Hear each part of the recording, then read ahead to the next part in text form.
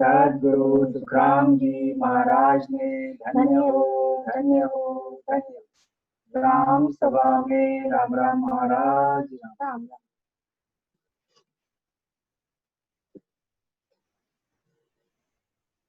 हमारा विषय अगाध बोध चल रहा है। हम लोगों ने इसके पहले अगाध बोध में सत्य स्वरूप निज नाम केवल पद इसके बारे में लिया, उसी को ही हम आगे लेंगे। गुरु महाराज कहते हैं, सत्य स्वरूप निज नाम केवल पद, गुरु दयाल सद्गुरु प्रणामम परम गते। तो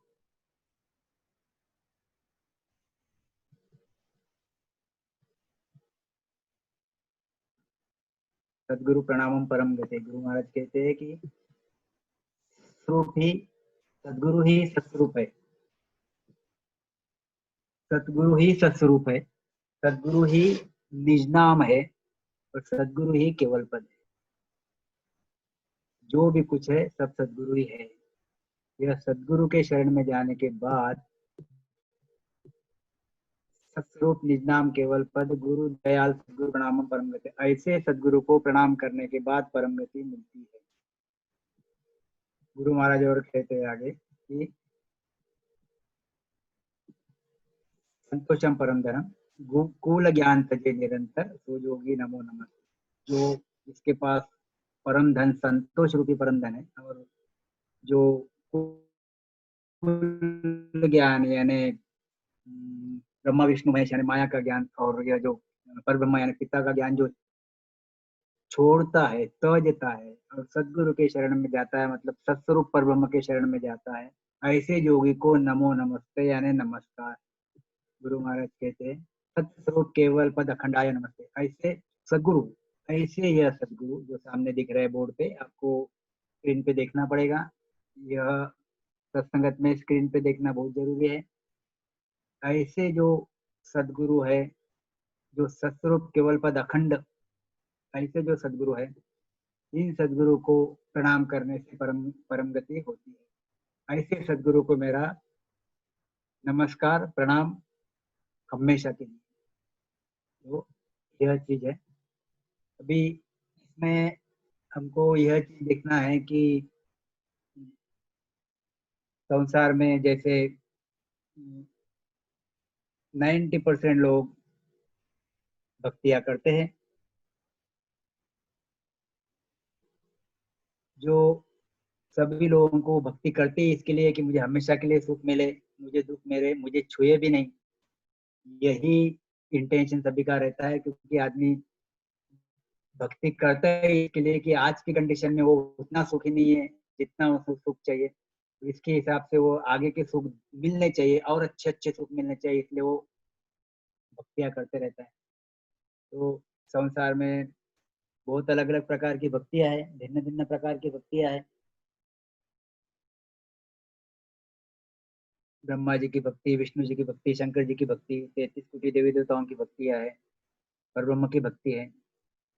फिर केवल की भी भक्ति है, जिसके बारे में हम यहाँ पे चर्चा कर रहे हैं, आदि सदगुरु सुखराम जी महाराज की जो कैवल्य की भक्ति है, जो सत्स्वरूप आनंद पद में पहुंचाती है, तो यह भी एक भक्ति है। अभी यह कैवल्य की भक्ति और बाकी जो भक्तियां है, पर ब्रह्म की भक्ति या फिर माया की भक्ति यानी त्रिगुणी माया की भक्ति यानी ब्रह्मा विष्णु महेश की भक्ति, रजोतमो सत्व, यह भक्ति में फर्क है। आदि सदगुरु सुखराम जी महाराज की सतरूप की भक्ति का रास्ता अलग है, उसका बीज भी अलग है, उसका भेद भी अलग है, उसका फल भी अलग है। वह अमर सुखों की भक्ति है। वहां पे आदमी शरीर छूटने के बाद जब सतरूप के देश में जाता, तो वापस वहां से यह काल के देश में नहीं आता। वहां पे जैसा बार बार बताया गया हुआ है, तो सतरूप के देश में गर्भ का दुख नहीं है, वहां पे जन्मना मरना नहीं है, वहां पे आनंद ही आनंद है, वहाँ पे बुढ़ापा आता नहीं, एक जैसी काया मिलती, वहाँ पे आदि व्याधि नहीं है, वहाँ पे कोई प्रकार का कर्म भोगना नहीं पड़ता, वहाँ पे हमेशा आनंद ही आनंद है। ऐसे जो ससुरुप का देश है, उस ससुरुप के देश की भक्ति, उसका बीज, और बाकी जो कर्म प्रधान भक्तियां है, जो अ, ब्रह्मा जी की भक्ति, विष्णु जी की भक्ति, शंकर जी की भक्ति, जो त्रिगुणी माया की भक्ति और परब्रह्म की भक्ति, यह भक्ति में फर्क है, यही हम यहाँ पे ले रहे हैं। संसार में साधारण 90% लोग त्रिगुणी माया की, ब्रह्मा विष्णु महेश की भक्ति करते हैं। इसलिए गुरु महाराज इस पद में, इस ग्रंथ में, अगाध बोध ग्रंथ में यही समझाना चाहते हैं कि जो आप कर रहे हो भक्तियां, उस भक्तियों से मेरी भक्ति अलग है, मेरी भक्ति का बीज अलग है, उसका फल बहुत बढ़िया है। जो आप चाहते हो वही फल वहां मिलता है, अच्छे से अच्छा, एकदम बढ़िया से बढ़िया। तो ऐसी भक्ति आप लोगों ने इसके पहले कभी सुनी नहीं, या फिर आपने उस पर गौर किया नहीं, इसलिए गुरु महाराज ने इसमें अगाध बोध में इसका निर्णय किया हुआ है कि ये मेरी भक्ति कैसी। तो देखेंगे, संसार में 2 प्रकार की भक्तियां चलती है। पूरा जो अगाध बोध है, यूं समझ के चलो, उसमें काफी कुछ भाग कर्मों पे लिया हुआ है। कर्म, 2 प्रकार की भक्तियां संसार में है, जैसे पहले भी लिया गया है। वैसे 3 प्रकार की भक्तियां गुरु महाराज बताते हैं कि ब्रह्मा अप बांधा तीन भगत कहूँ तो ही, दुर्गुण निर्गुण आनंद पद या को भेद न्यारो हुई। वैसे ही गुरु महाराज कहते हैं कि सगुण की भक्ति, निर्गुण की भक्ति और परब्रह्म की भक्ति, ये 3 प्रकार की भक्तियां हैं। सगुण और निर्गुण की भक्ति, इससे 84 लाख योनि जाती नहीं, इससे जन्मना मरना कटता नहीं, बार बार 84 लाख योनि में आना पड़ता, सुख जरूर मिलते मगर साथ में दुख भी रहते। मगर यह सत्स्वरूप की भक्ति ऐसी है जिसमें इस हंस के पीछे लगे हुए सभी प्रकार के कर्म, यह कर्म हमको जीरो करके जाना पड़ता, निकर्मी बन के जाना पड़ता। इसकी वजह से उस सत्स्वरूप के देश में कोई प्रकार का कर्म रहता नहीं, पाप और पुण्य, और वहाँ पे आनंद ही आनंद रहता है। तो ऐसी 2 प्रकार की भक्तियां गुरु महाराज ने बताई कि एक तो कर्म काटने की, दूसरी कर्म बढ़ाने की। तो गुरु महाराज इसमें यही कहना चाहते हैं। देखो अब आगे हम लेंगे उसको, यह साखी उस वक्त ली हुई है, फिर भी एक बार 2 मिनट ले लेंगे। ज्ञानी सरब भरम में भोला, ते मुझ नाई पिछाणे, उलटी करे निंद्या जुग माई, निर्णो छाण न आणे। गुरु महाराज कहते हैं कि संसार के लोग गुरु महाराज के ज्ञान को समझते नहीं, समझ नहीं पा रहे हैं, क्योंकि उसका कारण ऐसा है कि यह ज्ञान गुरु महाराज का जितना प्रचलित होना चाहिए था उतना हुआ भी नहीं, पहली बात। दूसरा मेन कारण इसका यह है कि संसार के लोगों को जो माया के भोग चाहिए, जो 5 तत्व के भोग चाहिए, आनंद सुख चाहिए, यह गुरु महाराज की भक्ति 5 तत्व के सुखों के परे जो आनंद ही आनंद है, जो अमर आनंद है, ऐसे सुख वहां पे उस सुखों के देश में गुरु महाराज ले जाना चाहते हैं। ये 5 तत्व के सुख ऐसे हैं, ये खत्म होते हैं, खत्म होते हैं यानी मिलते जरूर है मगर वो वापस खत्म हो जाते हैं। खत्म हो जाते हैं यानी कि छोटी सी भाषा में कि एकदम थोड़े से सुख रहते हैं, क्षणिक सुख जिसको बोलते हैं गुरु महाराज के लैंग्वेज में, गुरु महाराज की भाषा में। तो ऐसे क्षणिक सुख है, गुरु महाराज हमको अखंड सुख देना चाहते हैं, और यह जो माया की भक्तियां है क्षणिक सुख देती है। इसलिए गुरु महाराज, इनको जो संसार के लोग हैं इनको यही सुख अच्छे लगते हैं, इसलिए गुरु महाराज के ज्ञान के इधर ज्यादा वो बढ़ते नहीं। गुरु महाराज का ज्ञान है केवल के ज्ञान के इधर ज्यादा वो बढ़ते नहीं, ज्यादा सुनना भी नहीं चाहते। तो इसलिए गुरु महाराज ने इसमें एक एक के भ्रम निकाले। ज्ञानी सरब भरम में भोला, से मुझ नाई पिछाणे, उलटी करे निंद्या जुग माई, निर्णो छाण राणे। अभी यहाँ पे देखो, ज्ञानी सर्व भरम में बोला, से मुझे नाई पिछाणे। तो यह जो वेदांती है, ये जो 6 दर्शनी है, ये जो ज्ञानी है, ध्यानी है, ज्ञानी वेद की भक्ति करने वाले, समझो ब्रह्मा जी की भक्ति करने वाले, वेदों की भक्ति करने वाले, ध्यानी हठ योग साधना करने वाले, वेद की भक्ति करने वाले महादेव, और ब्रह्मा जी की भक्ति करने वाले, और यहाँ पे विष्णु जी की भक्ति करने वाले, नवविद्या भक्ति करने वाले। तो यह सब जो है, यह ध्यानी ज्ञानी, हाँ, दिख रहा है सामने स्क्रीन पे, देखो आप, आपको दिखेगा ये सब। यह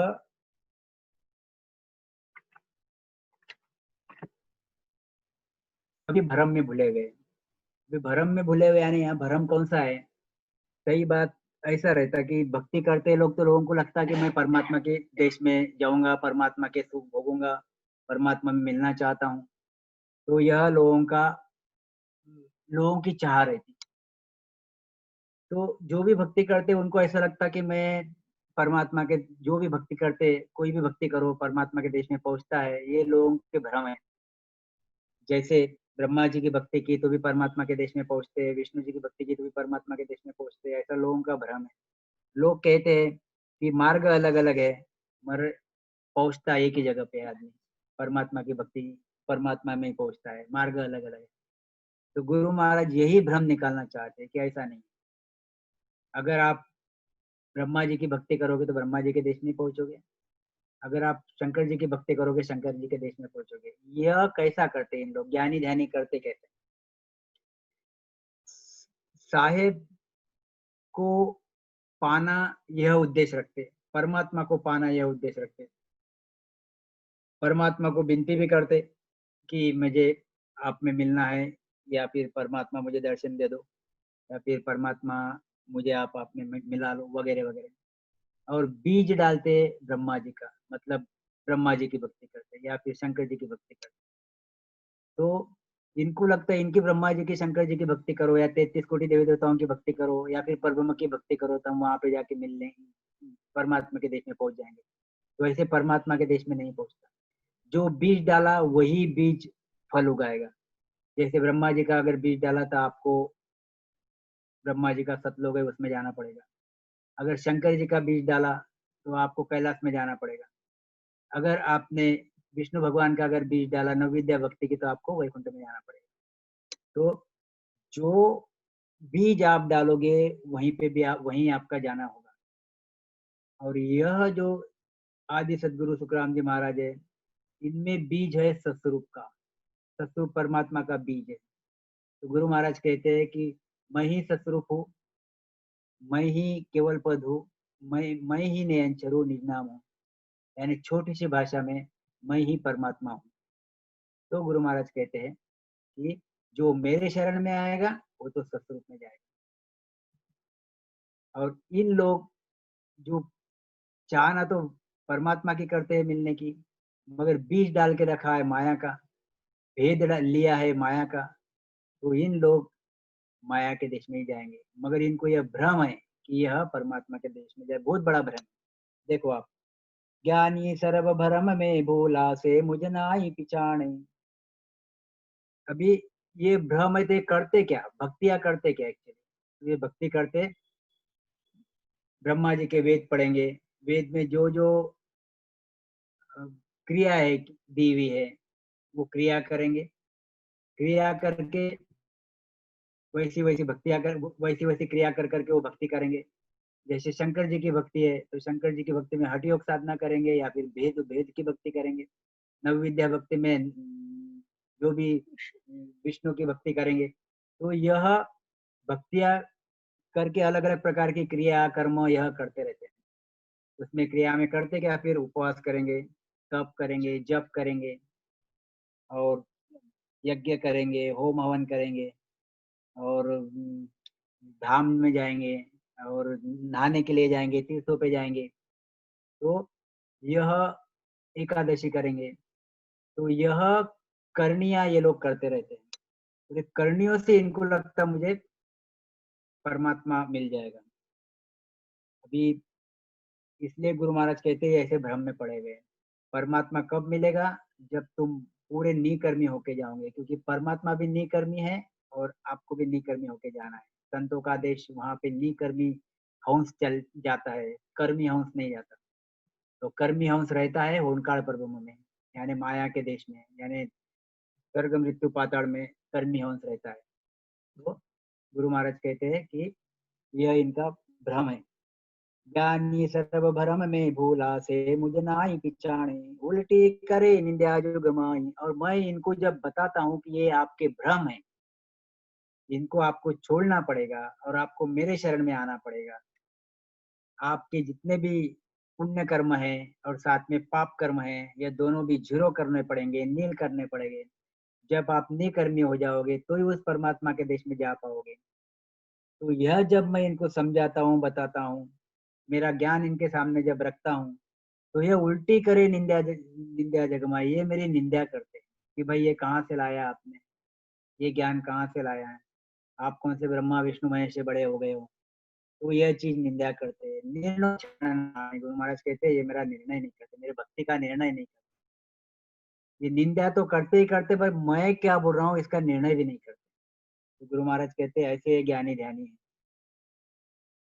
अब ये क्यों निर्णय नहीं करते और क्यों मेरी निंदा करते, तो गुरु महाराज ने लिखा हुआ है, बहुत बढ़िया चीज है, एक से एक बढ़िया चीज है।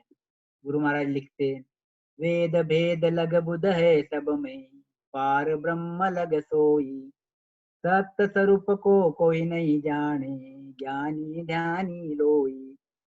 जितने भी केवली संत होके गए, हर केवली संतों को ये प्रॉब्लम आया कि उनका जो भेद था वह सत्स्वरूप का भेद था, और संसार के लोग, संसार के ज्ञानी ध्यानी यह त्रिगुणी माया का भेद समझते थे, समझ पाते थे।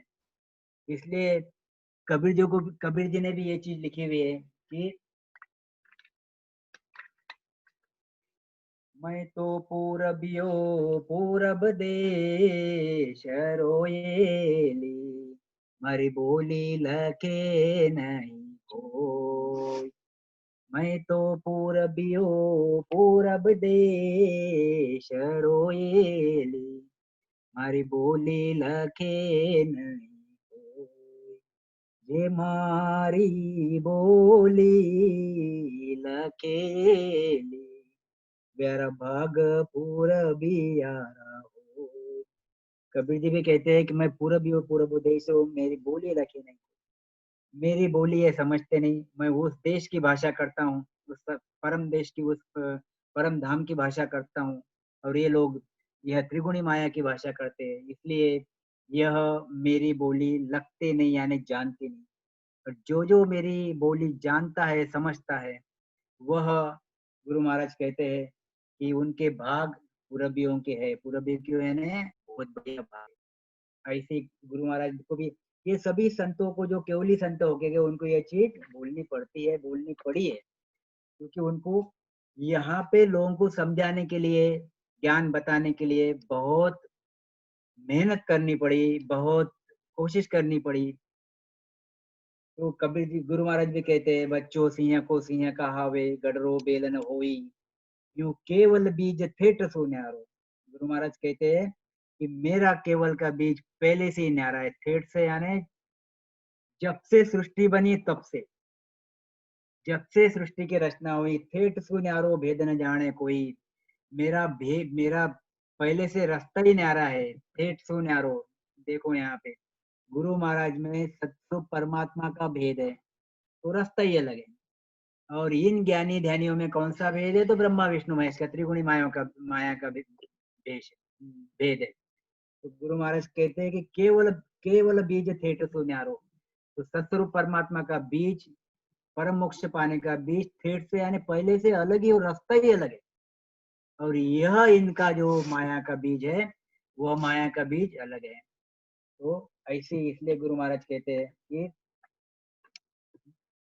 वेद भेद लग बुध है सब में, पार ब्रह्म लग सोई, सत्य स्वरूप को कोई नहीं जाने, ज्ञानी ध्यानी लोई। ये इसलिए मुझे नहीं जानते कि इनकी बुद्धि कहाँ तक है, खाली वेदों तक है। वेद ब्रह्मा जी ने गाया, वेद भेद लग बुध है सब में, शंकर जी ने भेद गाए, वेद और भेद, यानी शंकर जी, ब्रह्मा जी, विष्णु जी, इनकी, इन ज्ञानियों की बुद्धि यहाँ तक ही है, इनकी मति यहाँ तक ही है, इसके परे इनकी मति है ही नहीं। इनको इसके परे ज्ञान, नॉलेज इनको है नहीं। तो वेद भेद लग है बुद्ध सब में, पार ब्रह्म लग सोई। ज्यादा में ज्यादा उनकी बुद्धि परब्रह्म तक है। ये जो परब्रह्म का देश जहाँ मैं घुमा रहा हूँ, ये परब्रह्म का देश है, नहीं समझ के चलो। तो परब्रह्म लग इनकी बुद्धि है। सत्य स्वरूप को कोई नहीं जाने, ये सत्य स्वरूप परमात्मा जो है इसको कोई भी जानता नहीं। यह कहते हैं कि सत्य स्वरूप परमात्मा है, यह कहते हैं कि परमात्मा का देश है, ये कहते हैं कि हमको परमात्मा में मिलना है, मगर परमात्मा में मिलने के लिए भेद कौन सा है यह इनको पता नहीं। यह भेद है आदि सदगुरु सुखराम जी महाराज या केवली संतों के पास रहता है। और केवली संतों के पास भेद रहता है तो इनको केवली संतों के शरण में आना पड़ता है। अगर ये शरण में गए हुए त्रिगुणी माँ के, ब्रह्मा विष्णु महेश के, इसलिए गुरु महाराज कहते हैं कि ये मेरी भाषा समझते नहीं। तो ब्रह्म वेद भेद लग है बुद्ध सब में, पार ब्रह्म लग सोई, सत्य स्वरूप को कोई नहीं जाने, ज्ञानी ध्यानी लोई। क्या कहते हैं आगे देखो। ब्रह्म ब्रह्म लग सब ही ने गायो, साध सिद्धा से कोई, सत्य स्वरूप आनंद पद कहिए सोई ना आगे हुई। गुरु महाराज कहते हैं इन्होंने ब्रह्म ब्रह्म तक ही गाया हुआ है, पार ब्रह्म तक की भक्ति इन्होंने की हुई है, पार ब्रह्म तक इन्होंने ज्यादा में ज्यादा इनकी पहुंच पार ब्रह्म तक है। ब्रह्म ब्रह्म लग सबने गायो, साध सिद्धा से कोई, साध में सनकादिक, नारद, सुखदेव, दत्तात्रेय, और सिद्ध में कपिल मुनि, गोरक्षनाथ, मच्छिंद्रनाथ। तो यह जो साधु होके गए, सिद्ध होके गए, इन्होंने ज्यादा में ज्यादा परब्रह्म तक की भक्ति की, इनकी पहुंच ज्यादा में ज्यादा परब्रह्म तक की। ये परब्रह्म क्या है, तो परब्रह्म एक काल का देश है। यहाँ पे कर्मों का विषय चलता है। जैसे दो प्रकार की भक्तियां बताई, एक कर्म बढ़ाने की भक्ति और एक कर्म काटने की। तो यह जो ज्ञानी ध्यानी वेदांती है, यह कर्म बढ़ाने की भक्ति करते, पुण्य कर्म बढ़ाने की भक्ति करते, कर्म काटने की भक्ति नहीं करते। कोई कोई ब्रह्म ज्ञानी कर्म काटते भी है, ये बात नहीं है, मगर वो संचित कर्म पूरे नहीं काट सकते। कोई कोई संचित कर्म भी काट लेता है, मगर उसके पास वह बीज नहीं है कि जो बीज माया को काट के उस सिद्धशिला जो है उसको फोड़ के आगे निकलेगा, यह बीज उनके पास नहीं है। यह सिद्धशिला को फोड़ना सिर्फ और सिर्फ नयनचर के बस की बात है। सिर्फ नयनचर कुदरत कला ही उस सिद्धशिला को फोड़ सकता है, और सिद्धशिला को फोड़ के 10वें द्वार के परे जा सकता है। क्योंकि उस सिद्धशिला को फोड़ने के लिए आप ख्याल में रखना चीज, और यह बोर्ड पे स्क्रीन पे ख्याल रखना, सिद्धशिला फोड़ने के लिए सिद्धशिला सिर्फ और सिर्फ कुदरत कला से फोड़ी जाती है, नयनचर निज नाम से फोड़ी जाती है। उसके सिवा दूसरा कोई भी साधन यह सिद्धशिला को पार नहीं कर पाता, क्योंकि सिद्धशिला को माया का कोई भी बीज पार नहीं कर पाता। और यह जो बाकी के साधन है, ये सब माया के साधन है, ज्यादा में ज्यादा प्रभुओं के साधन है। सिद्धशिला के खोलने के लिए स्पेशल और स्पेशल बीज चाहिए, भेद चाहिए। वो भेज है निज नाम, सत्य कला। और सत्य कला आती है सत्स्वरूप से, वो सत्स्वरूप से सत्य कला लाते हैं जो वहां से संत आते हैं। वो तो वो जो संत आते हैं वो खुद सत्स्वरूप की सत्य कला लाते हैं, और ये सत्य कला आधार के आधार से सिद्धशिला फोड़ी जाती है। और उसके बाद में जब तक हमारी सिद्धशिला नहीं फूटती, हम सतरूप परमात्मा के मालिक के देश नहीं हो, उस मालिक के वासी नहीं हो सकते। उस देश में जाने के लिए हमको 3 लोक 14 भवन पार करना पड़ता, 3 ब्रह्म के 13 लोक पार करना पड़ता, सिद्धशिला फोड़नी पड़ती, सिद्धशिला फोड़ के फिर उस देश में जाया जाता। अब 3 लोक 14 भवन तो संसार के ज्ञानी पार कर डालते, क्योंकि वो हद की चीज है। वेद में जब जाते तब 3 लोक 14 भवन पार कर देते। 3 ब्रह्म के 13 लोग जो भेद तक पहुंचते, ओंकार परब्रह्म तक, ये परब्रह्म तक पहुंचते, 10वें द्वार तक पहुंचते, वो 3 ब्रह्म के 13 लोग भी, मगर सिद्धशिला नहीं फोड़ पाते। तो सिद्धशिला फोड़ने के लिए हमको सत्स्वरूप परमात्मा का जो नयनचर निज नाम बीज है वही चाहिए, और वो सिर्फ और सिर्फ सदगुरु के पास मिलता है। इसलिए अगर एक बात बिल्कुल कंफर्म ख्याल में रख लो कि अगर हमको परम मोक्ष में जाना है, मोक्ष परम मोक्ष दो चीजें है। मोक्ष यानी परब्रह्म तक की बात, ओंकार परब्रह्म की बात, इसको गुरु महाराज ने मोक्ष बताया हुआ है। और परम मोक्ष यानी मोक्ष से श्रेष्ठ मोक्ष, परम मोक्ष, अगर वहां जाना रहा तो हमको सदगुरु का शरण धारण करना पड़ता। मोक्ष यानी परब्रह्म, परब्रह्म से जैसे हम पहली बार आए थे, हम परब्रह्म में चले भी गए तो वापस हमको नीचे आना पड़ेगा। नीचे आने मृत्यु लोक में या फिर 84 में या फिर बाकी दुख भोगना पड़ेगा। और एक बार सत्स्वरूप में चले गया, परब्रह्म सत्स्वरूप परब्रह्म में आनंद परब्रह्म में चले गए तो वहां से आने की रीत नहीं है, वहां से भेजे जाते हैं संत, वहां से खुद से आना नहीं पड़ता। मतलब वहां पे आना एक कंपलसरी नहीं है कि जैसे परब्रह्म से आना ही पड़ता है नीचे, ओंकार ब्रह्म से नीचे आना ही पड़ता है, भले वो 1000 युगों के बाद आओ, 10,000 युगों के बाद आओ, उसको आना पड़ता ही है। क्योंकि वहां पे इच्छा साथ में रहती है, भले ही निकर में बन गए तो भी इच्छा साथ में रहती है। जैसे पहले पहले हम निकर में बने थे और इच्छा साथ में थी, निकर में थे, ऐसे वहां से हमको आना ही पड़ता है। और एक बार सत्स्वरूप में जाने के बाद वहां से सिर्फ और सिर्फ परमात्मा भेजता है, अवगत भेजता है, हमको वहां से आना नहीं पड़ता। ये बहुत बड़ा डिफरेंस है। और वहां पे आनंद ही आनंद है, इसलिए गुरु महाराज कहते हैं कि मेरे देश में चलो।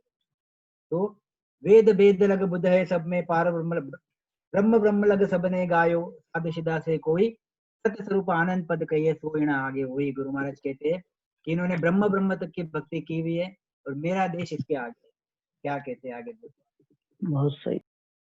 नहीं नहीं दोष ज्ञान को भाई, कुदरत कला न जाने, करनी सकल जगत का बंधन, ताकू ताण बखाने। ये चीज इसमें देखो, हम लोग कैसी बात है, थोड़ा सा इसमें हम जनरल समझेंगे। गुरु महाराज का ज्ञान बहुत बढ़िया है, आगाध अगाध बहुत बहुत बढ़िया है, उसको थोड़ा सा हम जनरल चीज समझेंगे। देखो इसको हम जनरल में लेते इस साखी को। संसार में ब्रह्मा विष्णु महेश, इसमें टिका टिप्पणी मत समझना, और इसमें निंदा कर रहे वगैरह वगैरह ये भी मत समझना। क्योंकि कैसा रहता कि हमको इन लोगों की आदत पड़ी हुई पहले से, ब्रह्मा जी विष्णु जी शंकर जी जो बड़े बड़े है ही अवतार है, और इन लोगों में पराक्रम ज्यादा है। पराक्रम कौन सा? जैसे करनियों का जो करामाती है, और तो तेज पुंज की काया है, और यह सब चीजें इनमें है। और 3 लोग 14 भवन जहाँ हम रहते हैं, मृत्यु लोग, 3 लोग 14 भवन के वो राजे हैं। तो 100% युगों युगों से हम इनकी भक्ति करते आ रहे हैं। और कितनी बार हम ब्रह्मा जी के देश में चले गए, कितनी बार विष्णु जी के देश में चले गए, कितनी बार हम शंकर जी के देश में चले गए।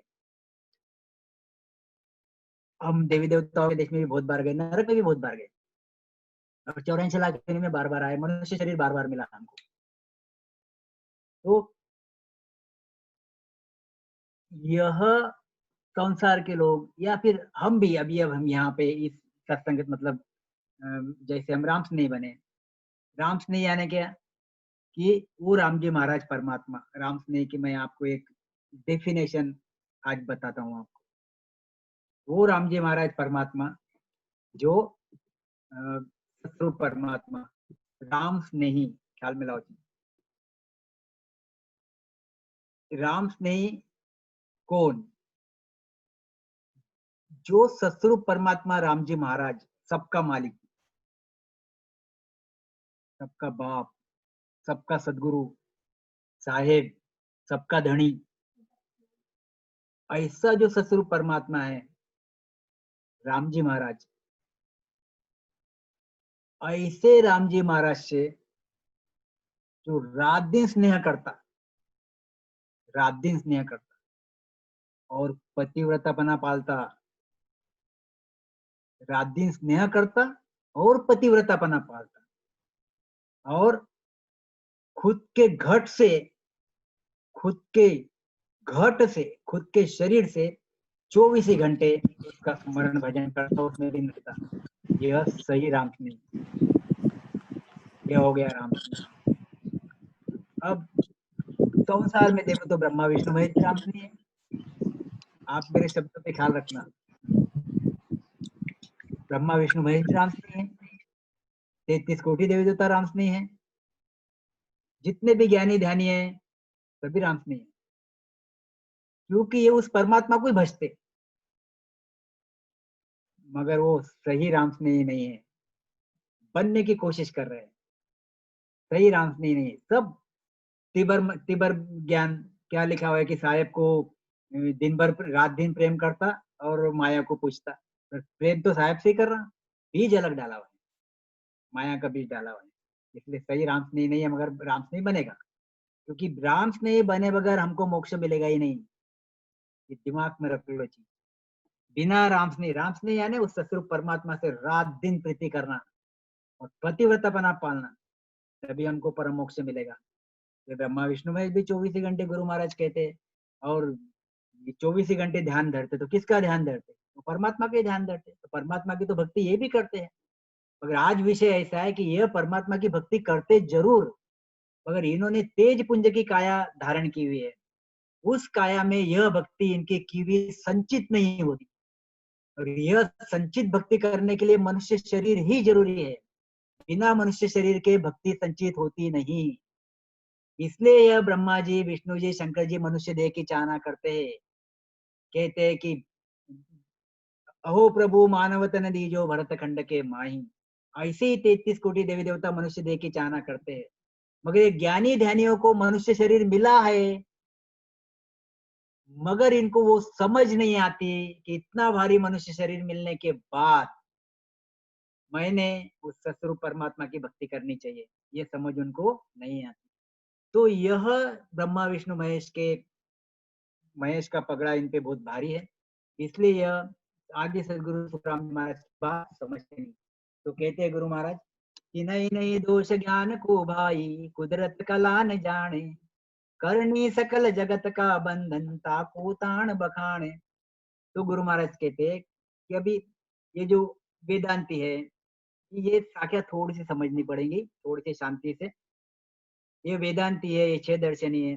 वेदांती क्या करता है कि जो ब्रह्मा जी का ज्ञान है, जैसे वेद है, 4 वेद है, या फिर उपनिषद है, वो पढ़ते, वो पढ़ पढ़ के खुद भी क्रिया करने करते, और उसमें सिद्धांत ज्ञान प्राप्त करते ब्रह्मा जी का, और लोगों को भी वही ज्ञान देते हैं। ऐसे ही शंकर भगवान का हठयोग साधना बोलो आप, या फिर भेद बोलो, तो वह वाणी, यह हठयोग साधना करने वाले पढ़ते, उसमें जो जो सिद्धांत ज्ञान है वो सिद्धांत ज्ञान प्राप्त करते, विद्या कर करके वो ज्ञान प्राप्त करते, वो ज्ञान प्राप्त करके संसार के लोगों को भी वही ज्ञान देते। ऐसे नवविद्या भक्ति करने वाले, नवविद्या भक्ति का विष्णु पुराण है, जो भी कुछ पढ़ते, पढ़ के खुद भी नवविद्या भक्ति करके खुद में वह चीज प्राप्त करते, और लोगों को भी वही चीज देते। ख्याल में लाओ जी। तो यह जो ज्ञान है, ज्ञान यानी वाणियों में से आ रहा हुआ ज्ञान, जो ब्रह्मा विष्णु महेश शक्ति ने दिया, संसार में रखा, तो गुरु महाराज कहते हैं नहीं नहीं दोष ज्ञान को भाई, इनके ज्ञान का दोष नहीं है। आदि सदगुरु सुखराम जी महाराज कहते हैं कि इनके ज्ञान का दोष है नहीं, ये मुझे क्यों जानते नहीं।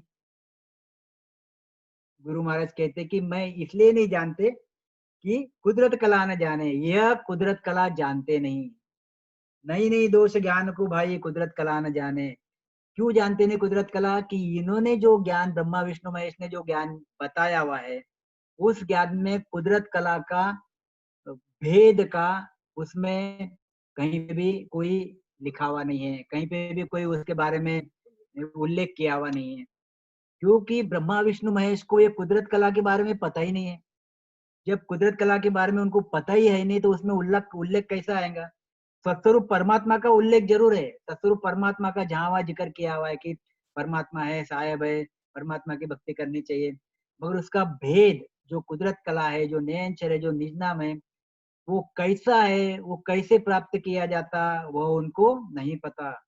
इसलिए उनके ग्रंथों में भी ये चीज आती नहीं। गुरु महाराज कहते इसलिए उस ज्ञान का दोष नहीं है, वो ग्रंथ का दोष नहीं है, उस ज्ञान का दोष नहीं है।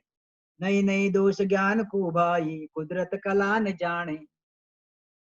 क्योंकि उसमें ग्रंथ में कुदरत कला है नहीं, इसलिए वो ज्ञान का भी दोष नहीं है। करनी सकल जगत का बंधन, ताकू ताण बखाने। यह करनियों का बंधन, ताकू ताण बखाने। गुरु महाराज कहते हैं कि जैसी करनी, अलग अलग प्रकार की करनियां ये ज्ञानी ज्ञानी ध्यानी करते हैं। तो समझो जैसे उदाहरण के लिए मैं हमेशा कहते रहता हूँ कि तपेश्वरी थे राजेश्वरी, राजेश्वरी थे। जैसे नरकेश्वरी भी होता, मगर देव के देश में भी जाता। ज्यादा पाप करेगा तो नरकेश्वरी होगा, और अच्छे कर्म करेगा तो देव के देश में भी जाएगा। तो गुरु महाराज कहते हैं कि तपेश्वरी थे राजेश्वरी। तपेश्वरी क्या है? एक तप करना। यह त्रिगुणी माया के ज्ञान में लिखा हुआ है कि भाई ऐसा ऐसा तप करो तो आपको ये मिलेगा। तो आपको क्या क्या मिलेगा? अगर आपने तप किया तो आप राजा बन पाओगे। अगर आपने और अच्छे से तप किया तो आप देवी देवताओं के देश में जाओगे। और आपने 101 यज्ञ किया तो आप इंद्र बनोगे। ऐसी अलग अलग प्रकार की करणियां संसार के सामने रख दी गई भी है। जैसे उपवास करो आप तो आपको निरोगी काया मिलेगी। जैसे आपको तीर्थों पे जाके नहाओ आप तो आपको रूपवान काया मिलेगी।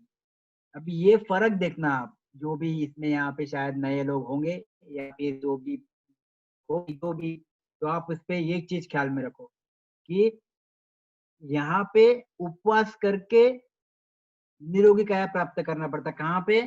3 लोक 14 भवन में। और सदगुरु सुखराम जी महाराज के शरण में आने के बाद एक बार सतरूप में चले गया तो वहां पे निरोगी काया ही रहती है। वहां पे मिलती ही निरोगी काया, वहां पे रोगी काया मिलती नहीं, क्योंकि काया ही अमर है। अमर काया है तो निरोगी रोगी का विषय ही नहीं है, वो काया को मरना ही नहीं है। तो गुरु महाराज कहते हैं वहां पे काया ही निरोगी मिलती है, वहां पे काया रूपवान मिलती है। उसके लिए अलग मेहनत नहीं करना पड़ता। जो भी मेहनत की वो फक्त ज्ञान वैराग्य प्राप्त कर लिया, बस। ज्ञान वैराग्य प्राप्त करने तक मेहनत करना पड़ता। सही सदगुरु ढूंढो, मन लगा के, निज मन लगा के राम स्मरण करो।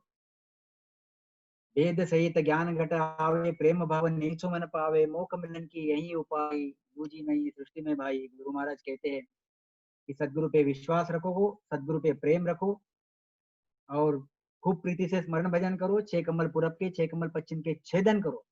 छेदन करके अखंड ध्वनि लग जाएगी। जब अखंड ध्वनि लग जाएगी तो सब कर्म खत्म हो जाएंगे, संचित कर्म। शरीर छूटने के बाद यह हंस ससुर के देश में जाएगा। बस यही मेहनत हमको करनी है। कौन सी? कि वैराग्य ज्ञान प्राप्त करना है। एक बार वैराग्य ज्ञान प्राप्त हो गया कि हमेशा के लिए हमको रूपवान काया, निरोगी काया, अमर काया, और हर रोम रोम में से सुख लेने वाली दिव्य काया, ऐसी काया वहां पे मिलेगी। यह जो मृत्यु लोक स्वर्ग लोक में यह काया, यह ऐसा विषय नहीं है। यहाँ पे तुमको बार बार बार बार कर्म करना पड़ता है। कर्म करके आपको उसके छोटे छोटे छोटे छोटे फल मिलते हैं। देखो आप क्या कहते हैं, नहीं नहीं नहीं नहीं दोष ज्ञान को भाई, कुदरत कला न जाने। करनी सकल जगत का बंधन। तो ये जगत के बंधन है। जगत के बंधन कैसे, आगे देखेंगे हम। करनी सकल जगत का बंधन, ताकू ताण बखाने। कैसे करनी? वही उपवास करो। जैसे अब अभी हम उपवास नहीं करते, राम्स नहीं है, पक्के राम्स नहीं है, उपवास नहीं करते। हमने उपवास कर लिया। कौन सा उपवास किया हमने? उपवास, यानी उस परमात्मा का वास 24 घंटे हमारे शरीर में है, ऐसा उपवास हमने किया। हमने वो खाने पीने वाला उपवास नहीं किया, आज नहीं खाया उपवास, शनिवार को नहीं खाया उपवास, ऐसा उपवास नहीं किया। हमने उस परमात्मा को 24 घंटे हमारे घट में रखा। गुरु महाराज यही कहते उपवास ऐसा करना पड़ता कि वो परमात्मा को 24 घंटे उसका वास हमारे शरीर में रहना चाहिए, हमारे घट में रहना चाहिए। इसको उपवास, सही उपवास है। तो गुरु महाराज कहते हैं कि यह इन्होंने इन्होंने ऐसे एक एक कर्म तान तान के बताए कि उपवास करो, उपवास करने से ये फल मिलता। आप तीर्थों पे जाओ, आपको यह फल मिलता। तो यह चीजें तान तान के बताई। क्या कहते हैं आगे देखो आप। ब्रह्मा विष्णु महेश्वर शक्ति जिणये बंधन दिया, सत बैराग बिना नहीं टूटे बहुविध गाढ़ा किया। अब यह करणियों का ज्ञान इनके ग्रंथों में लिखा हुआ है। तो गुरु महाराज ने लिखा है, नहीं नहीं दोष ज्ञान को भाई, यह ज्ञान को कोई दोष नहीं है। फिर दोष नहीं है तो दोष जाता कहाँ पे है? दोष जाता कहाँ पे है? तो गुरु महाराज कहते हैं ये दोष ब्रह्मा विष्णु महेश पे जाता है। बहुत बड़ी चीज है, समझने जैसी चीज है। अब इस पे लोग जो त्रिगुणी माया की भक्ति करते हैं थोड़े नाराज हो जाते हैं। तो नाराज होने जैसी बात नहीं है, समझने की कोशिश करो क्या कहते गुरु महाराज। ब्रह्मा विष्णु महेश्वर शक्ति जिन्हें बंधन दिया, यह बंधन दिए किसने? सत बैराग बिना नहीं टूटे बहुविध गाढ़ा किया। यह बंधन दिए किसने? तो यह बंधन ब्रह्मा विष्णु महेश ने दिए, शक्ति ने दिए। कैसे दिए ब्रह्मा विष्णु महेश ने, शक्ति ने यह बंधन? ख्याल में रखो। क्योंकि जैसे पहले देखो, अभी ब्रह्मा सिरजो रचन को, विष्णु करण प्रतिपाल, शिव को रचो संहार को, इंद्र बर्षण मेघपाल, पाप पुण्य का न्याव को, सिरजो है धर्मराज, संत सिरजा सुखराम कहे जीव उदाहरण काज। गुरु महाराज कहते हैं ब्रह्मा सिरजो रचन को, हमको ये ब्रह्मा जी बनाई रचना करने के लिए। इस पे थोड़ा सा गौर से ख्याल रखना, समझना। ब्रह्मा जी रचना करने के लिए बनाए हुए हैं। रचना यानी जैसे 3 लोग 14 भवन, जैसे सृष्टि की रचना जो हुई, सृष्टि रचना में ग्रंथ में गुरु महाराज ने लिखा हुआ है कि यह जो हंस था, हम आदि एकदम स्टार्ट में परब्रह्म में थे, और परब्रह्म में थे, मगर हमारे साथ 5 वासनाएं थी, साथ में इच्छा थी। तो परब्रह्म में सुख भी नहीं थे, दुख भी नहीं थे, मगर हमारी इच्छा प्रबल होने की वजह से हमको सुख भोगने की चाहना थी। इसके लिए परमात्मा ने ब्रह्मा विष्णु महेश को आदेश दिया कि आप हंसों के लिए, सुख भोगने के लिए, इनको सुख दिलाने के लिए आप इनके लिए सृष्टि बसाओ। तो ये हिसाब से यह सृष्टि बसी। ये ब्रह्मा जी को जो पैदा करने का ये काम दिया, विष्णु भगवान को प्रतिपाल करने का काम दिया, शंकर भगवान को संहार करने का काम दिया। तो ब्रह्मा सिरजो रचन को थोड़ा सा हम अपना दिमाग थोड़ा सा ब्रॉड करेंगे। ब्रह्मा सिरजो रचन को, ब्रह्मा भगवान को रचने के लिए बनाया हुआ है, रचना करने के लिए बनाया। जब रचना करने के लिए बनाया यानी कि जो 3 लोग 14 भवन जो है, मतलब स्वर्ग मृत्यु पाताल, उसमें ये हंस को रखने के लिए बनाया हुआ है। ये 3 लोग 14 भवन की पैदाइश ब्रह्मा भगवान ने की। उसमें हंसों को ब्रह्मा भगवान ने लाया, मतलब वहां पे शरीर धारण करवाया। तो ब्रह्मा सिरजो रचन को, मेरे शब्दों पे ख्याल रखना। तो ब्रह्मा विष्णु करण प्रतिपाल, तो विष्णु को काम क्या दिया हुआ है? तो जो हंस वहां पे है स्वर्ग मृत्यु पाताल में, उनका प्रतिपाल करो, मतलब उसका संभाल करो। और शिव को रचो संहार को, तो शिव भगवान को क्या दिया हुआ है काम? तो इनका संहार करने के लिए, जो जन्मेगा वो मरेगा, तो शिव भगवान को वह काम दिया हुआ है। और इंद्र को मेघपाल वगैरह वगैरह। पाप पुण्य का न्याय को सिर जो है धर्मराज। गुरु महाराज कहते हैं कि देखो कितनी बड़ी चीज है, हम लोग इस पे कभी भी गौर नहीं करते। गुरु महाराज सतगुरु परमात्मा का देश का विवरण, गुरु महाराज का वो देश का कहते हैं कि इतना भारी और इतना बढ़िया देश है, और यह देश देखो कैसा है। इसमें धर्मराज, सभी लोग मानते हैं कि धर्मराज है, संसार के लोग, और धर्मराज है और वो पाप और पुण्य का न्याय करता है, ये भी मानते हैं। मतलब 3 लोग 14 भवन, 3 ब्रह्म के 13 लोग, इसमें पाप पुण्य का न्याय होता है। इसका मतलब हंस पाप पुण्य करता है, मतलब यहाँ पे रीति है कर्म प्रधान। कर्म प्रधान विश्व करिए राखा, जो जैसे करिए तस फल चाका। तो कर्म प्रधान, कर्म प्रधान, पाप कर्म पुण्य कर्म। जैसा करोगे वैसा फल मिलेगा। उसके लिए खास धर्मराज को बनाया हुआ है। और सतरूप के देश में कोई प्रकार का पाप और पुण्य नहीं है, कितना जमीन आसमान का फर्क है। इसलिए हमको यह 3 लोक 14 भवन 3 ब्रह्म के 13 लोक में नहीं रहना है। जहाँ पे धर्मराज तुम्हारे पाप और पुण्य का न्याय करता है, ऐसे देश में हमको रहना ही नहीं है, क्योंकि हमको पाप और पुण्य खत्म कर डालना है। जब हम पाप पुण्य खत्म करेंगे तो धर्मराज का विषय हमारे साथ रहना ही नहीं है। तो गुरु महाराज कहते हैं कि पाप पुण्य का न्याय को सिर जो है धर्मराज, अब हम आएंगे ब्रह्मा जी के हिस्से। देखो, ब्रह्मा सिर जो रचन को, ब्रह्मा को रचना करने के लिए बनाया। हंस मतलब शरीर की रचना कर दी। अब संसार के लोग ब्रह्मा जी के पास, विष्णु जी के पास, शंकर जी के पास ये नजर से देखते कि मुझे इनकी भक्ति करने के बाद मोक्ष मिल जाएगा। मोक्ष मिलना यानी तुम्हारे पूरे कर्म झीरो होना, उस सतरूप मालिक के देश में जाना, उसको मोक्ष कहते हैं। विष्णु का देश, शंकर का देश, ब्रह्मा जी का देश, इसको मोक्ष नहीं कहा जाता। मगर ये लोग भ्रम में है कि यही मोक्ष मानते हैं। विष्णु के देश में गए यानी हमारा सब कुछ हो गया, वैकुंठ में चले गए हमारा सब कुछ हो गया, ऐसा नहीं है। मगर ये भ्रम में पड़े हुए हैं, इसलिए उसको ही वो चीज मानते हैं।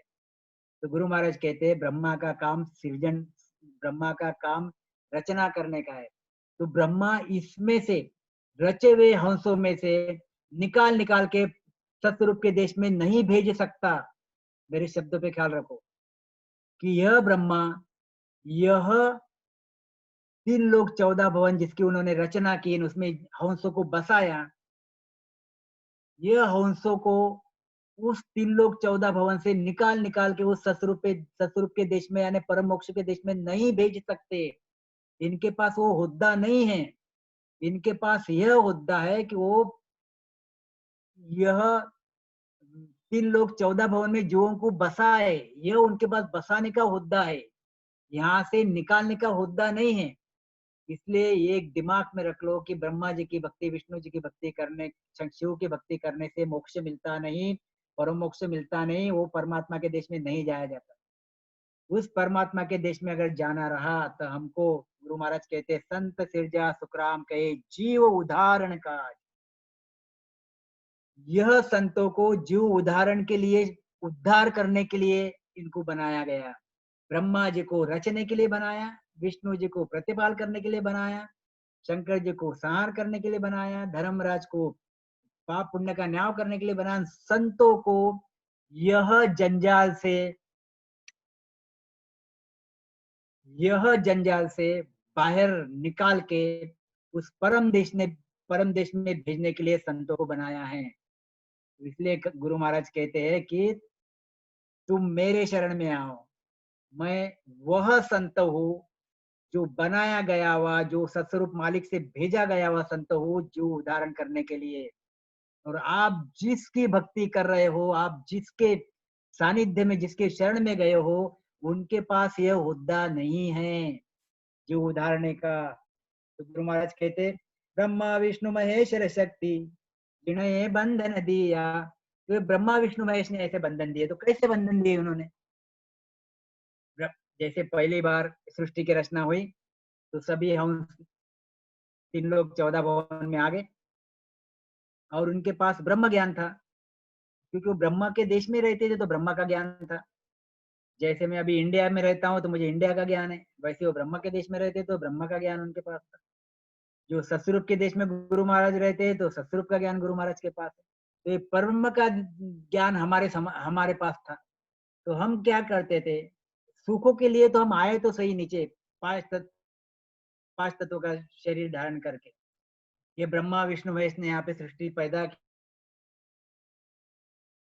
की, हमारे को 5 तत्वों का शरीर दिया, सुख भोगने के लिए यहाँ पे अरेंजमेंट की।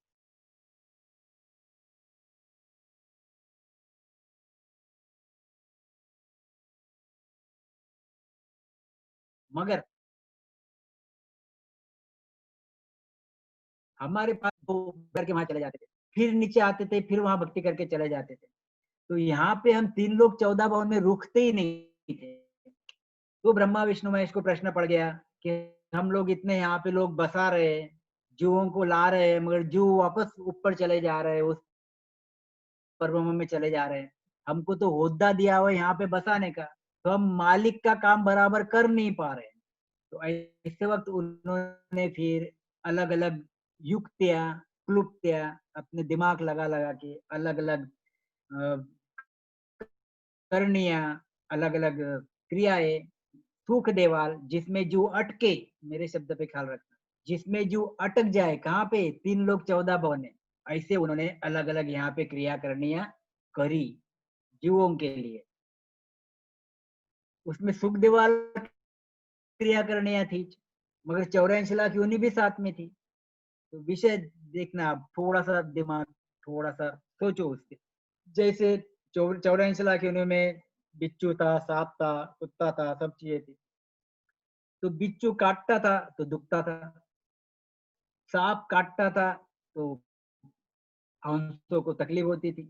तो ऐसे वक्त उस दुख से निवारण करने के लिए फिर यह जो इनकी वाणियां है उसमें मंत्रोच्चार भी थे। ये मंत्र पढ़ा कि यह दुख जाता, यह मंत्र पढ़ा कि यह दुख जाता। तो ऐसे दुख लगने के बाद ये लोग मंत्र पढ़ने लग गए।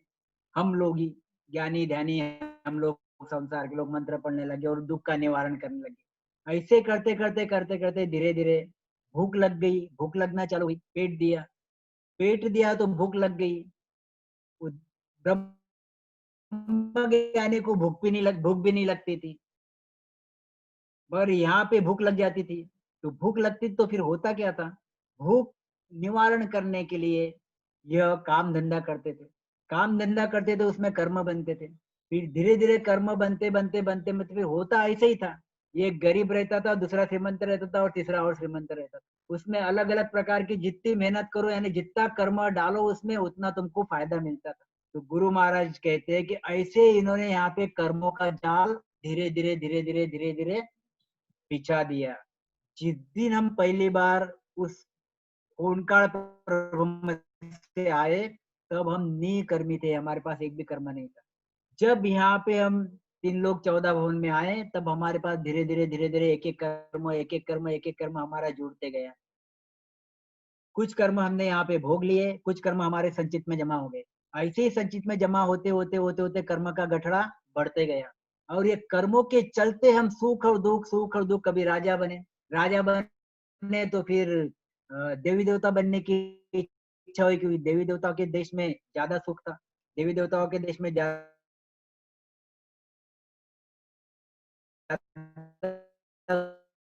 सुख था। तो इसलिए फिर हम भक्ति करने लगे, की भक्ति करने लगे, देवों की भक्ति करने लगे। तो पहले स्वर्ग में गए, दूसरे स्वर्ग में गए, तीसरे स्वर्ग में गए, वहां पे भी दुखी रहते थे। पहले स्वर्ग में जो रहता था वो तीसरे स्वर्ग वाले को देख देख के दुख भोगता था, और तीसरे स्वर्ग में जो रहता था वो 18वें स्वर्ग वाले को देख देख के दुख भोगता था, और 18वें स्वर्ग वाला जो रहता था वो राजा इंद्र को देख देख के दुख भोगता था। मतलब वहां पे सुख तो थे ही मगर साथ में दुख ऐसे लगे थे। कर्म बंधन, ऐसे कर्म बंधन में हम यहाँ पे सामने को ग्रुप क्या कहते हैं, ब्रह्मा विष्णु महेश्वर शक्ति जिन्हें बंधन दिया। कैसे बंधन दिए देखो आप, विचार करो। अब विष्णु की भक्ति करते हैं संसार के लोग, नवविद्या भक्ति करते हैं और बहुत यानी ऐसे बल दे के कहते हैं कि नवविद्या भक्ति विष्णु भगवान का पक्का भक्त हूँ, और करते भी बहुत ईमानदारी से। फिर गुरु महाराज ने लिखा भी है कि उनका दोष नहीं है, क्योंकि उनको मेरी कुदरत कला पता नहीं है, इसलिए हमको उनको दोष देना नहीं, फक्त आंखें खोलना है, गुरु महाराज का ज्ञान सामने रखना है और कुछ ज्यादा दोष देना है। क्या कहते गुरु महाराज, अगर कोई खूब नवविद्या भक्ति करता है मृत्यु लोक में आके, और मृत्यु लोक में आके नवविद्या भक्ति की, तो उसके फल क्या है? उनको क्या लगता है कि हम विष्णु के देश में हम दुख मुक्त हो गए।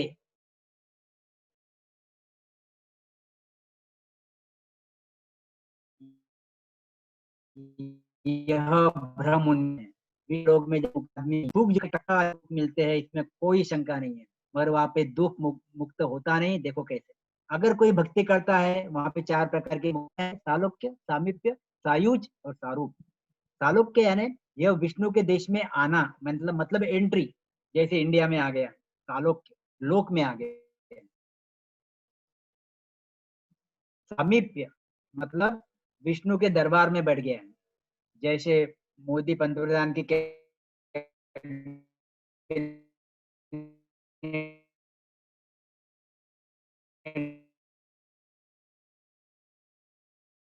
रहती तो मोदी पंतप्रधान है, अभी जो भी नाम नहीं लेने की मेरी मेरी इच्छा होती, मगर ये ऐसे समझ के चलो आप, मतलब छोटी सी भाषा में सायुज यानी विष्णु भगवान के बाजू में आके बैठता, भाई के जैसा। और स्वरूप यानी विष्णु भगवान खुद उसमें, विष्णु भगवान में समा जाता। चार प्रकार के मुक्तियां हैं यहाँ पे।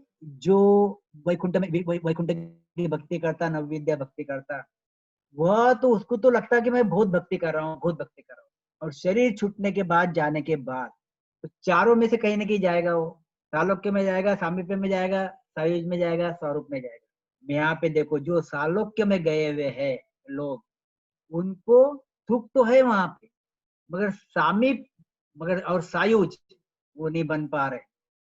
वो सालोक्य में, सामीप और सायुज का स्टेटस उनके पास नहीं है, इसलिए सामीप और सायुज को देख देख के वो दुखी होते हैं।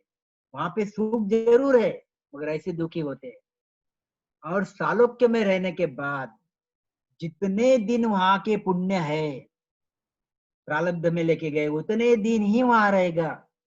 वहां से वापस कर्मों के हिसाब से यह वैकुंठ से उसको निकाल दिया जाएगा।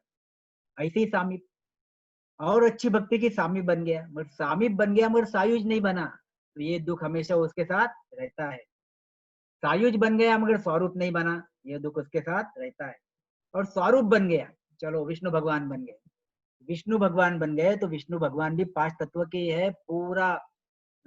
जो तीन लोग 14 भवन जो बना हुआ है, जिसको हम बोलते हैं कि आर्टिफिशियल सृष्टि, एक नेचुरल सृष्टि है जो सस्वरूप आनंद पद, ये नेचुरल सृष्टि है, वो बनाई हुई नहीं है। और यह जो सृष्टि है, तीन तीन लोग 14 भवन, ये आर्टिफिशियल सृष्टि है। जैसे एक नेचुरल गुलाब का फूल रहता, नेचुरल गुलाब का फूल जो सुगंध देता, और एक आर्टिफिशियल कागज का फूल जिससे सुगंध आती नहीं, दिखने में अच्छा मगर सुगंध नहीं आती। यह दो जैसे प्रकार है, ऐसे नेचुरल जो सृष्टि है, जो बनाई हुई है, ऑलरेडी बनी हुई है, उसको बनाया गया नहीं है। ये सस्वरूप परमात्मा की आनंद पद की सृष्टि है, जहां हमको जाना है। और यह सृष्टि बनाई हुई है, तो जो बनाई वो मिटेगी। ये सभी को पता है, विष्णु भगवान को पता है, शंकर जी को पता है, ब्रह्मा जी को पता है। पांच तत्व की बनाई हुई सृष्टि वापस पांच तत्वों में विलीन होती कब? जब महाप्रलय आता। महाप्रलय आता कब?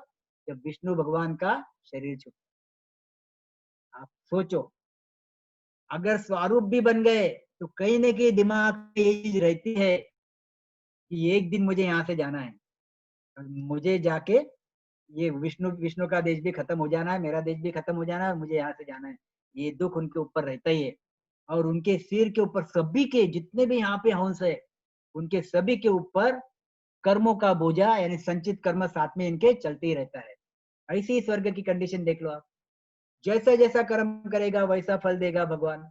दूसरे स्वर्ग में गए वैसे फल, चौथे स्वर्ग में गए और आनंद, 10वें स्वर्ग में गए और आनंद, 20वें स्वर्ग में गए और बढ़िया आनंद, इंद्र बना और बढ़िया आनंद। मगर वहां पे यहाँ के सुख कम लगने लग जाते तो फिर विष्णु की चाहना होती। तो यह सब कर्मों का चक्कर है। गुरु महाराज इसलिए कहते हैं कर्म प्रधान विश्व करी राका, जो रामायण कहते हैं कर्म प्रधान विश्व करी राका, जो जैसा करे सफल चाका। तो गुरु महाराज कहते हैं कि ब्रह्मा विष्णु महेश्वर शक्ति जिण ये बंधन दिया। ये बंधन अभी दिए किसने? आप इमेजिन करो कि विष्णु पुराण में ये लिखा है सालोक्य सामीप्य सायुज्य स्वरूप, किसने बंधन दिया? विष्णु पुराण में लिखा है ऐसा। आप शिव पुराण पकड़ लो, शिव पुराण ले लो, शिव पुराण में यही लिखा है कि हठयोग साधना करो और बाकी मेरी भक्ति करो तो आप मेरे इसमें आके मिलो। ऐसी ब्रह्मा जी की भक्ति में भी यही चीज लिखी हुई है। तो गुरु महाराज यही कह रहे हैं कि ब्रह्मा विष्णु महेश्वर शक्ति जिन्हें बंधन दिया, इन्होंने बंधन दिए। और फिर ये दोषी है क्या? तो ये दोषी नहीं है। यहाँ पे लिखा है कि ब्रह्मा विष्णु महेश शक्ति जिन्हें बंधन तो इन्होंने दिया, ब्रह्मा विष्णु महेश ने, मगर इन्होंने बंधन क्यों दिए? कि इनको वो हुद्दा देके यहाँ पे भेजा गया था, या आप यहाँ पे जीवों को रमान कराओ, जीवों को रखो, जीवों को रखो। मगर विषय ये बन गया कि ये खुद ही मालिक बन गए।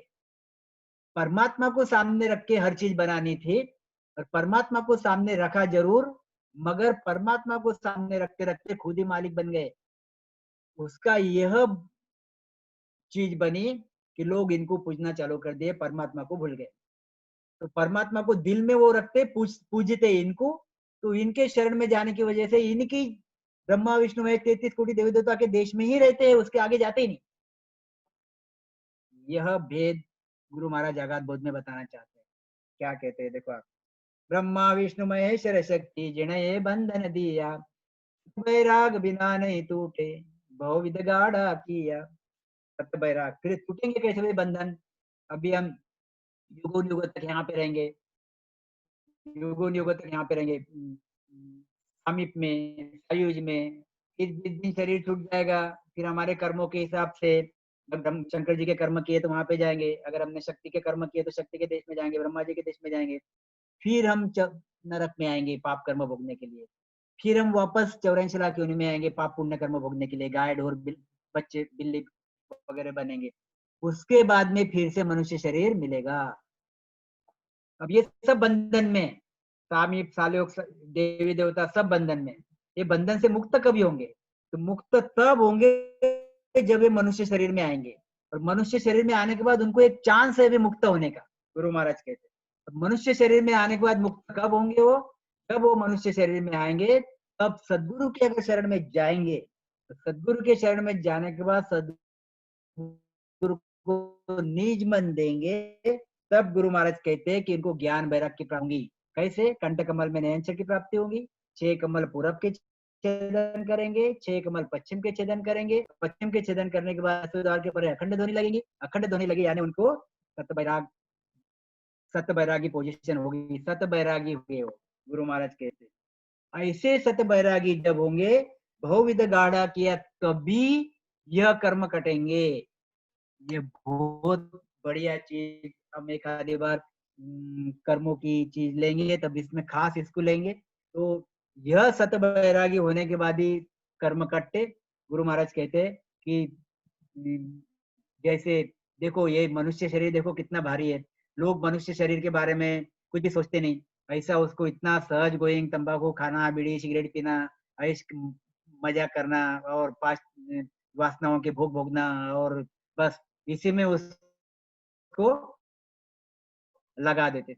और धीरे धीरे धीरे धीरे धीरे कितना कितना बड़ी सीन, लोग 14 भवन भी अगर कोई दान में दे देता है तो एक श्वास ज्यादा नहीं मिलता, इतना भी श्वास अनमोल श्वास है।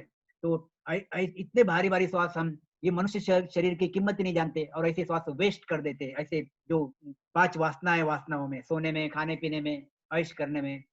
तो गुरु महाराज कहते हैं कि यह जो श्वास दिए हुए, यह श्वास सिर्फ और सिर्फ और सिर्फ और सिर्फ ज्ञान वैराग प्राप्त करने के लिए दिए हुए, और दूसरे कोई चीज के लिए दिया हुआ नहीं। सिर्फ और सिर्फ ज्ञान वैराग प्राप्त करने के लिए दिए है। और ज्ञान वैराग प्राप्त करने से होता क्या कि आपके संचित कर्म 0 होते, क्रियमान कर्म आपको लगते नहीं, प्रारब्ध कर्म आपके शरीर है तब तक आप भोग लेते हो। और ऐसा होने के बाद जिस दिन शरीर छूटता,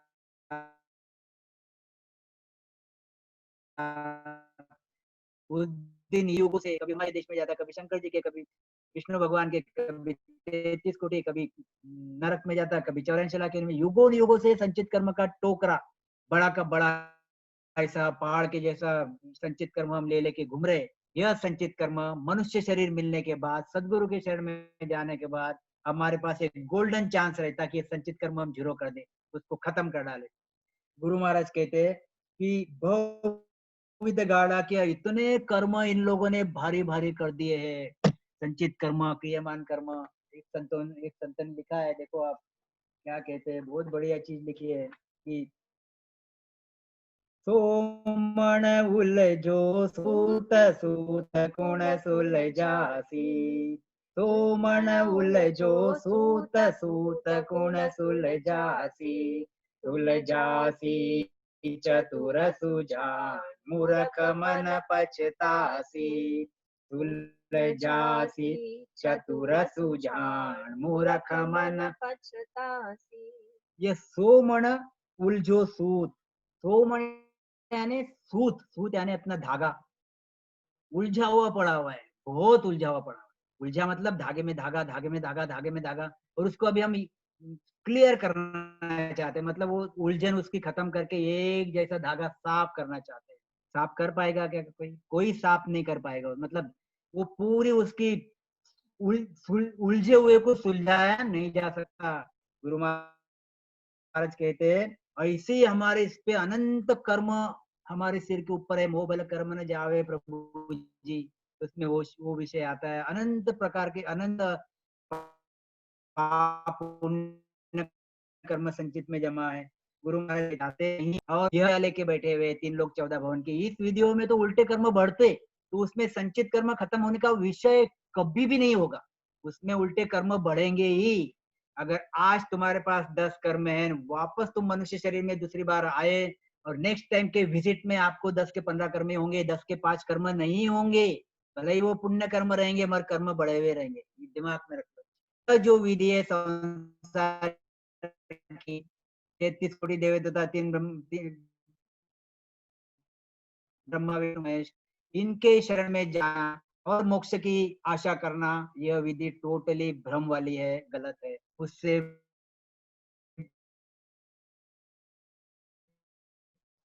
परम मोक्ष मिलता नहीं। परम मतलब तो इनके ग्रंथों में भी लिखा हुआ है, जब तक तुम्हारे कर्म तक आप उस परमात्मा के देश में जाते नहीं। परम मोक्ष की भाषा ये है कि कर्म शुरू करे बगैर परम मोक्ष यानी, परम मोक्ष यानी कर्मों से मोक्ष, कर्मों से मुक्ति, पाप और पुण्य कर्मों से मुक्ति। यह पाप कर्म काट लेंगे, इनकी क्या, मगर पुण्य कर्म की बेसिक कर्म में तक चले जाएंगे, पुण्य जाएगा, आपका काट लेगा मगर पुण्य कर्म साथ में रहेंगे। पुण्य साथ में रहे मतलब हमको 84 लाख योनियों में, 84 लाख योनियों में मनुष्य शरीर है, मनुष्य शरीर भी 84 लाख योनियों का है।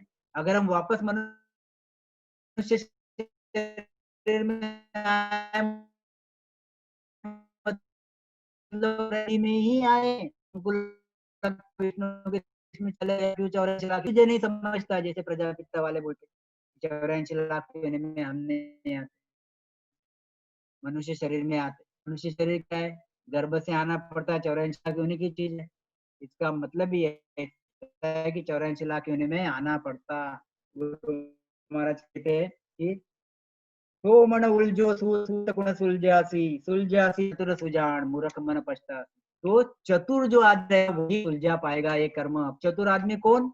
जो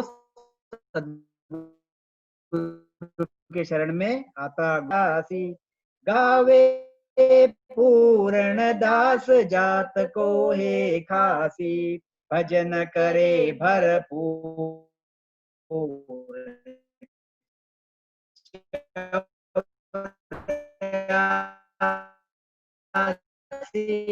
टल जासी। सत वैराग जब आएगा तभी ये कर्म तुम्हारे कटेंगे, नहीं तो कटेंगे। हमारे ने लिखा है द्वार केवली हो सब भागा, 10वें द्वार केवली जागा। गुरु महाराज ने लिखा है, देखो ये भी इतनी बढ़िया मनुष्य शरीर हमको मिला है, इसमें सोचने जैसी बात है। सरस्वती देवी भी है, इसी में महादेव है, इसी में विष्णु भगवान है, लक्ष्मी जी है, उसी में ब्रह्मा जी। हम ब्रह्मा को बाहर ढूंढते, हम शंकर जी को बाहर मंदिर में ढूंढते, और संत कहते हैं और हम ही खुद कहते हैं, संसार के लोग कहते हैं कि मुझको कहाँ ढूंढे रे भैया, मैं तो तेरे पास में। कबीर जी कहते हैं समझाने के लिए, संसार के लोग भी कहते जागा विसरला ये सब तेरे अंदर ही है, बाहर कुछ भी नहीं है, मगर हम बाहर ढूंढते हैं। गुरु महाराज कहते हैं यही इनका भ्रम है। ज्ञानी सबे भरम में भूला, सब शरीर में है मगर बाहर ढूंढते हैं। कैसा ये मिनिएचर बनाया हुआ है मनुष्य शरीर, पूरा ब्रह्म ओंकार ब्रह्म, 3 ब्रह्म के 13 लोग और 3 लोग 14 भवन, पूरा का पूरा ये शरीर में रचना कर दी है। हम उस शरीर में तो ढूंढते नहीं, बाहर की निकम में चीजें में ढूंढने जाते, और शरीर के अंदर जो भी है देखो आप, 2 फुट सामने और 2 फुट पीछे। कंठस्थान से तो हमारे गुदाघाट तक देख लो 2 फुट होता है, 2.5 फुट, 2 फुट, और 2 फुट फिर वापस तुम्हारे 10वें द्वार तक, और 2.5 फुट, यानी 4-5 फुट में सब गेम खत्म। 5 फुट पे फक्त बस, तो जो भी चक्कर है 5 फुट का है, मगर हम इसके तरफ ख्याल देते नहीं, अंदर ख्याल ही नहीं देते, फक्त बाहर बाहर और बाहर बाहर और बाहर टीका टिप्पणी लगाएंगे, नहाएंगे धोएंगे, उपवास करेंगे, बाहर का सब तामझाम करेंगे, मगर अंदर झाकेंगे नहीं। तो क्या कहते हैं देखो आप, तो इतना बढ़िया मिनिएचर दिया हुआ है परमात्मा ने, इसमें 3 ब्रह्म की तरह लोग लिख दिए। ये सब धीरे धीरे हम छेदन करके अगर अखंड ध्वनि लग गई तो गुरु महाराज कहते हैं कि सत बैरागी हो गया। जब ऐसा होगा तभी तुम्हारे पूरे कर्म कटेंगे, नहीं तो कर्म कटते नहीं। लिख दिया गुरु महाराज ने, साथ ही लिख दिया है, 10वें द्वार केवली हुई। दिमाग में रख लो चीज, केवली कैवल्य संत, कैवल्य संत यानी सदगुरु, मेरे शब्दों पे ख्याल रखो। 10वें द्वार केवली होई, कर्म कसर रहे नहीं कोई। एक भी प्रकार का कर्म आपका रहता नहीं, फक्त कौन से कर्म बाकी रहते, फक्त प्रारब्ध कर्म जितने हम लेके आए शरीर के साथ जुड़े हुए। जिस दिन शरीर छूट जाएगा प्रारब्ध जीरो हो जाएगा, खत्म हो जाएगा, शरीर के साथ खत्म हो जाते। तो वो भी प्रारब्ध कैसे रहते, जिस जिसकी अखंड ध्वनि लगती, जिसकी 24 घंटे रग रग रोम रोम हो रही है, उसको प्रारब्ध कर्म सहज में भोगे जाते हैं। ज्ञान दृष्टि से वो प्रारब्ध कर्म भोगता, उसका अगर उंगली कट नहीं रही तो नख कटेगा, कटेगा जरूर मगर नख कटेगा, इससे ज्यादा नहीं कटेगा, मतलब इतना ज्यादा दुख नहीं होता। तो 10वें द्वार केवली होई, कर्म कसर रहे नहीं कोई। कटिया कर्म भरम सब भाग, सब कर्म काटे जाएंगे और सभी प्रकार का भ्रम तुम्हारा भाग जाएगा। 10वें द्वार केवली जाएगा। गुरु महाराज कहते वो 10वें द्वार जो है, आत्म चेतन जिस ध्वनि को सुनता है, आत्म चेतन जहाँ जाके बैठता है 10वें द्वार पे, वहां से उस नयनचर को सुनता है, नयनचर को अनुभूति करता है, सुनता है से ज्यादा अनुभूति करता है। ऐसी स्थिति जिसकी होती कहते हैं कि वह गुरु महाराज, लिखा है गुरु महाराज ने एक जगह पे कि 10वें द्वार उना सदगुरु पदवी उना कुछ छाजे, 10वें द्वार अखंड ध्वनि गाजे, यानी जिसकी अखंड ध्वनि गाजती है वो सदगुरु पदवी है उसकी, तो वो सदगुरु ही है। तो ये चीज ख्याल में रखो चीजा। क्या कहते गुरु महाराज कि ब्रह्मा विष्णु महेश्वर शक्ति जाए बंधन दिया, सत बैराग बिना नहीं टूटे बहुविध गाढ़ा किया। नहीं नहीं दोष जहान कुभाई, ये ज्ञानी सबे बिचारा, तीन ताप में सब ही बंदिया, कोई नहीं छूटन हारा। गुरु महाराज कहते हैं कि नहीं नहीं दोष जहान को भाई, किसी का भी दोष नहीं है। अब किसी का दोष नहीं है यानी ज्ञानियों का दोष नहीं है, जो ज्ञान है उनका भी दोष नहीं है, और जो संसार के लोग हैं उनका भी दोष नहीं है। यहाँ तक ये बात आ जाती है, ज्ञान का दोष नहीं है, ज्ञानियों का दोष नहीं है, संसार के लोगों का दोष नहीं है। नहीं नहीं दोष जहान को भाई, ये ज्ञानी सभी बिचारा, ये ज्ञानी सभी बिचारे। बिचारा किसको बोले रख जाता कि जिसको समझ नहीं रहती, जो ना समझ रहता, जिसमें पराक्रम कम रहता, जैसे बोलते हैं यार बेचारा है जान दे, तो उसके दिमाग मतलब गरीब है बेचारा, जान दे उसको मदद कर, इसमें टिका टिप्पणी मत समझो। इसलिए मैंने जैसे ही अगाध बोध लिख चालू किया था तभी मैंने गुरु महाराज का पराक्रम लिया था। गुरु महाराज का पराक्रम एक साइड में रखो, एक जगह पे रखो, और बाकी इनका जो इनकी कला एक साइड में रखो। गुरु महाराज का पराक्रम और एक जो 3 लोग 14 भवन के जो साधु है, जो सिद्ध है, इनकी कला है। तो गुरु महाराज कहते हैं कि कहाँ सूर्य और कहाँ दिया, इतना जमीन आसमान का फर्क है। ऐसा गुरु महाराज को समझो। जब ऐसा गुरु महाराज को समझेंगे तो समझ में आएगा हमको कि हमारी भक्ति कितनी भारी है, और संसार के लोगों को वो भक्ति देनी चाहिए हमने। तो गुरु महाराज कहते हैं कि नहीं नहीं दोष जहान को भाई, ये ज्ञानी सभी बिचारा। तो गुरु महाराज कहते हैं ज्ञानी बिचारे, बिचारे ज्ञानी है, कर्म बंधन में लगे हुए हैं, 3 तापों में सभी बंधे। कौन से 3 ताप? संचित कर्म, क्रियमान कर्म, प्रारब्ध कर्म। संचित कर्म, क्रियमान कर्म, प्रारब्ध कर्म, 3 तापों में सभी बंधिया, कोई नहीं छूटन हारा। एक भी छूट नहीं सकता, ये छूटने की कोशिश भी करे तो भी नहीं छूटते, क्योंकि वो अगर 2 कर्म अगर खत्म करने की कोशिश करते हैं तो 4 कर्म ऊपर आके पड़ते हैं वापस। अगर 4 कर्म खत्म करने की कोशिश करता है तो जैसे बोलते हैं कि गंगा के स्नान करने जाओ तो पाप कर्म कट जाते हैं। तो गंगा का स्नान घर से निकलते हैं, गंगा का स्नान करते करते पाप कर्म तो काटने जाते हैं, वहां पे जब इधर से जाते हैं तो कर्म और बढ़ जाते हैं, जब वापस आते हो तो भी और कर्म बढ़ जाते हैं। मतलब गुरु महाराज ने लिखा है कि कर्म ऐसे फेड़े नहीं जाते, ऐसे कर्म काटे नहीं जाते। तो कोई नहीं छूटन हारा, इसलिए गुरु महाराज ने लिखा है कि ये जो अखंड ध्वनि लगती है, ये अखंड ध्वनि लगती है तब एक श्वास में 70 करोड़ रामस्मरण होते हैं। जब एक श्वास में 70 करोड़ रामस्मरण होते हैं तो ही तो ये चीज बनती है। इतने दुनिया भर के हमारे पीछे कर्म लगे हुए हैं, ये कर्म हम ऐसे छोटे मोटे राम राम करने से, छोटी मोटी विद्या करने से नहीं कटेंगे। यह कर्म अगर काटना होगा हमको तो हमको रामस्मरण भी कहते हैं। रामस्मरण कर्द शब्द है, कर्द शब्द यानी कर्म काटने वाला। नयंचर कर्द शब्द है, कर्द शब्द यानी कर्म काटने वाला। राम राम करने से नयंचर की प्राप्ति होती है, मतलब राम राम कर्द शब्द है और नयंचर की प्राप्ति होती है राम राम करने से। नयंचर कर्द शब्द है जो ससुरूप से आता है, जो कर्म काटने के लिए, स्पेशली कर्म काटने के लिए आता है। यानी वो कर्म काट, उसका बिड़द ही कर्म काटना है। निज नाम, नयंचर, सत्कला, इसका बिड़द कर्म काटना है। तो ये आते ही कर्म काटने के लिए, और यहाँ के जंजाल को काट के अपने जीव के पीछे जो कर्म लगे वो कर्म को काट के फिर सत्वरूप में निकर्मी आत्मा को लेके जाता है ये नयंचर। तो गुरु महाराज कहते हैं कि 3 तापों में सबई बंदिया, कोई नहीं छूटन हारा।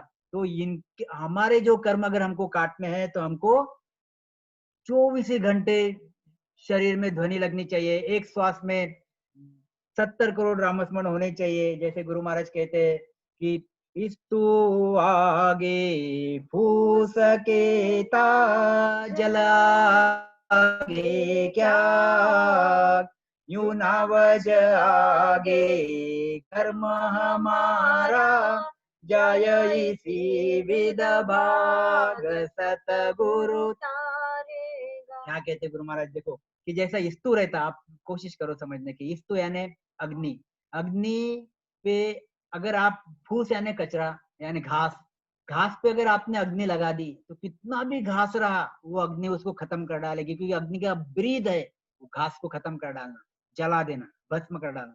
ऐसे कितनी बड़ी अग्नि रही, उस पे अगर आप जल डाल दोगे, पानी डाल दोगे, तो जल का ब्रीद है अग्नि को खत्म कर डालना, उसको फिनिश कर डालना, खत्म कर डालना। ऐसे ही नयंचर निज नाम का ब्रीद है, उसका गुण है, उसमें पराक्रम है, उसका ब्रीद है। कौन सा ब्रीद? कर्मों को खत्म कर डालना। कितने भी युगों के कर्म आपके पास रहे ना, आपके अगर घट में नयंचर की प्राप्ति हुई भी रही, एक भी कर्म बचेगा नहीं, सबके सब कर्म खत्म हो जाएंगे। यू नावज आगे कर्म हमारा, जाय इसी विद भाग सतगुरु तारेगा। और ये नावज कहाँ मिलता? तो सदगुरु के पास, इसलिए सदगुरु तारते हैं। क्या कहते हैं गुरु महाराज? देखो आप, इन ताप में सबई बंदिया, कोई नहीं छूटन हारा, नहीं नहीं दोष, नहीं नहीं दोष जहान को भाई, ज्ञानी सबे बिचारा। गुरु महाराज ने लिखा है प्रारब्ध क्रिय सही संचित बहु भारी, या तीन आने काटती तब मिले मेरा मुरारी। प्रारब्ध कर्म हमारे साथ रहते हैं, क्रियमान कर्म हम करते हैं, संचित कर्म हमारे सिर के ऊपर रहते हैं। इन तीनों को जब तक काटोगे नहीं तब तक मुरारी मिलता नहीं। मुरारी यानी श्री कृष्ण ने, मुरारी यानी विष्णु भगवान ने, मुरारी यानी परमात्मा, सस्वरूप परमात्मा, सबका मालिक एक एक ऐसा जो परमात्मा है, यह परमात्मा जब तक तुम प्रारब्ध क्रियामान संचित कर्म काटते नहीं तब तक मिलता नहीं। क्या कहते हैं? वही बात हो गई कि जैसे अखंड ध्वनि लगती तो अखंड ध्वनि लगती तब कर्म कटते कैसे? तो गुरु महाराज ने लिखा है के सुख राम शरण हर तेरी, ऐसी मोय बताई, भजन किया सुख कर्म कटे, सो कटे पलक के। यहाँ देखो गुरु महाराज कहते हैं कि गुरु महाराज कहते परमात्मा को के सुख राम शरण हर तेरी, हे परमात्मा तेरी शरण मुझे ऐसी बताई हुई। कैसी बताई हुई? ऐसी बताई हुई। कैसी बताई हुई? तो गुरु महाराज कहते हैं भजन किया सो कर्म कटे। भजन करने से कर्म कटते हैं, इसमें दो बातें नहीं। भजन करना, राम राम करना, नाम स्मरण करने से कर्म कट्टे, उल्टा नाम जपत जाना वाल्मीकि हुआ ब्रह्म समाना। इतना वाला को खतरनाक कर्मी जीव था, दुष्कर्मी जीव था। राम राम करने से उसने कर्म काटे, महर्षि बना। 100% परम मोक्ष में नहीं गया, कुदरत कला नहीं थी, महर्षि बना, कर्म काटा, गति में गया, अगति से निकला, मतलब नर की जीव से निकला, गति में गया। गुरु महाराज कहते ऐसी मोहे बताई के सुखराम शरण हर तेरी, ऐसी मोहे बताई राम राम करने से कर्म कट्टे, भजन किया सु कर्म कटे, तो कटे पलक के माई। मगर तुम्हारे शरण में आने के बाद पलक भर में कर्म कट जाते हैं। तो पलक भर में कर्म कटते कैसे? जैसे ही तुम 10वें द्वार के परे जाते हो, तुम्हारे पल भर में कर्म कट जाते हैं। 10वें द्वार के परे तुम्हारी स्मरण भजन लीव लग गई कि तुम्हारे संचित कर्म वहां पे जीरो हो जाते हैं। तो यह ऐसा गुरु महाराज यहाँ पे बताना चाहते हैं।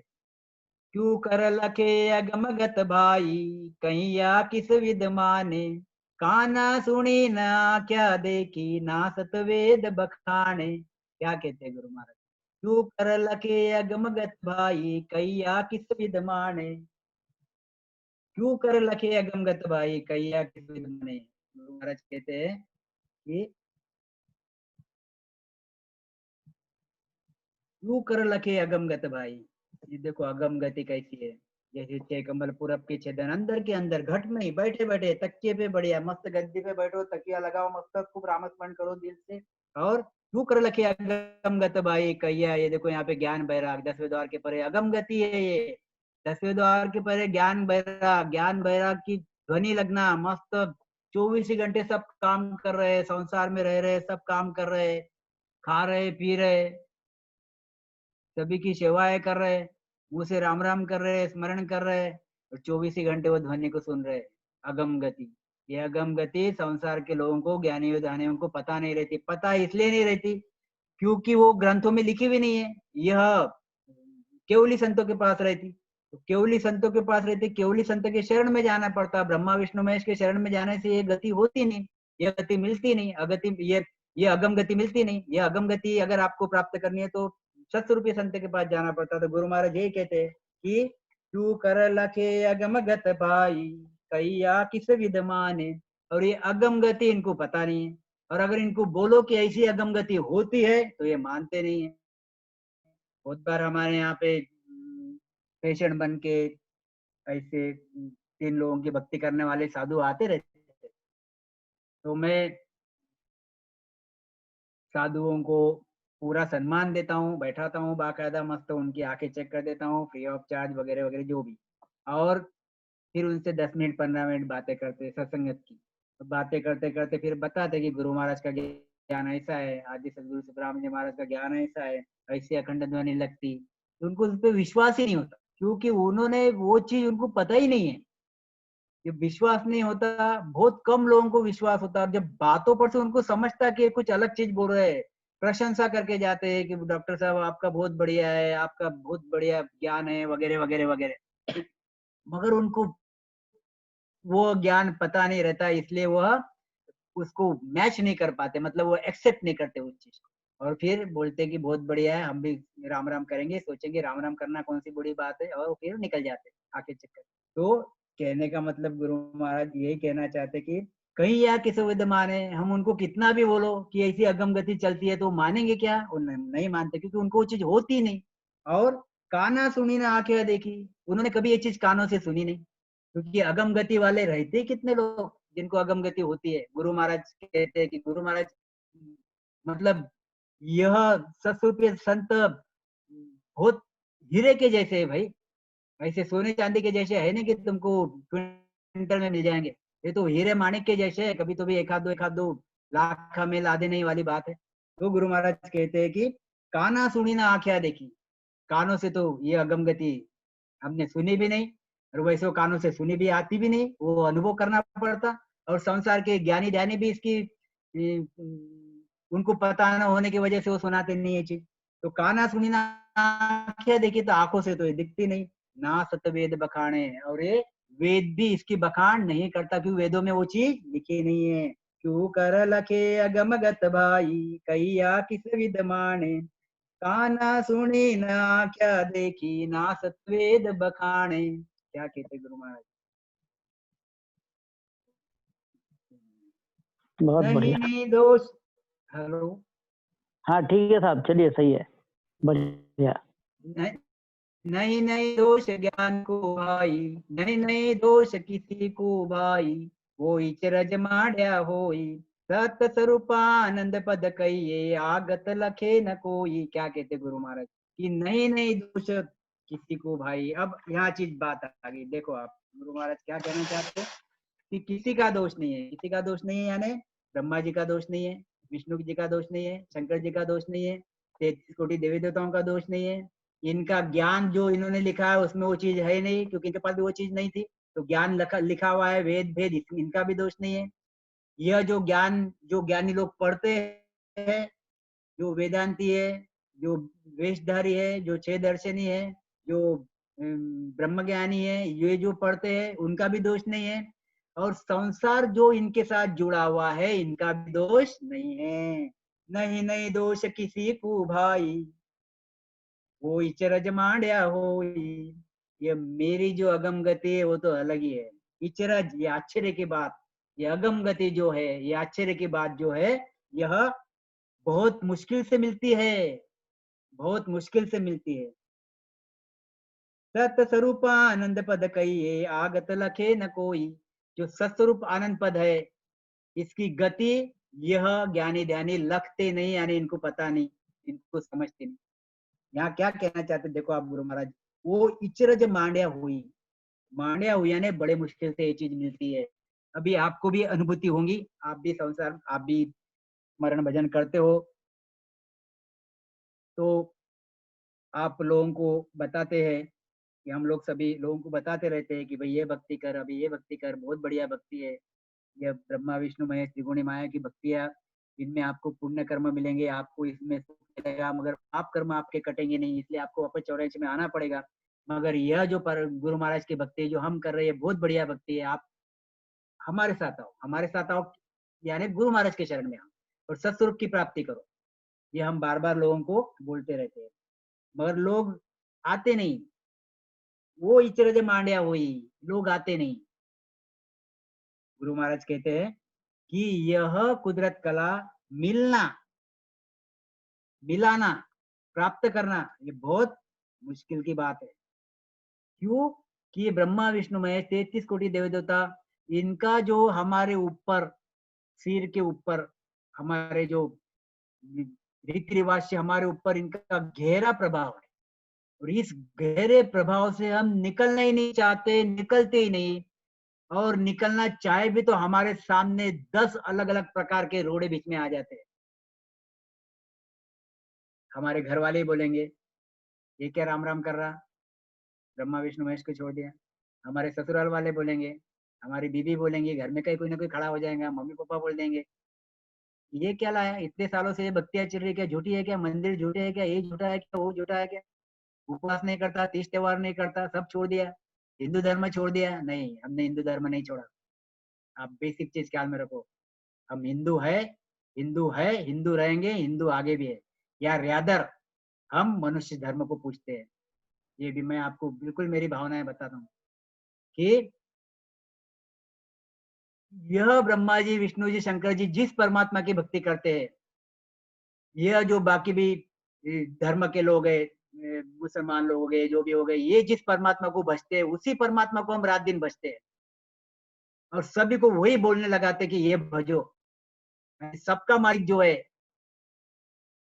आदि से सबका मालिक जो है, जो सभी का देवता है, ब्रह्मा जी का देवता, विष्णु जी का देवता, शंकर जी का देवता। मुझे बहुत बार पूछते हैं यार तुमने देवी देवता छोड़ दिए, मतलब नहीं यार मैंने तो नहीं छोड़े। किसने बोला ऐसा?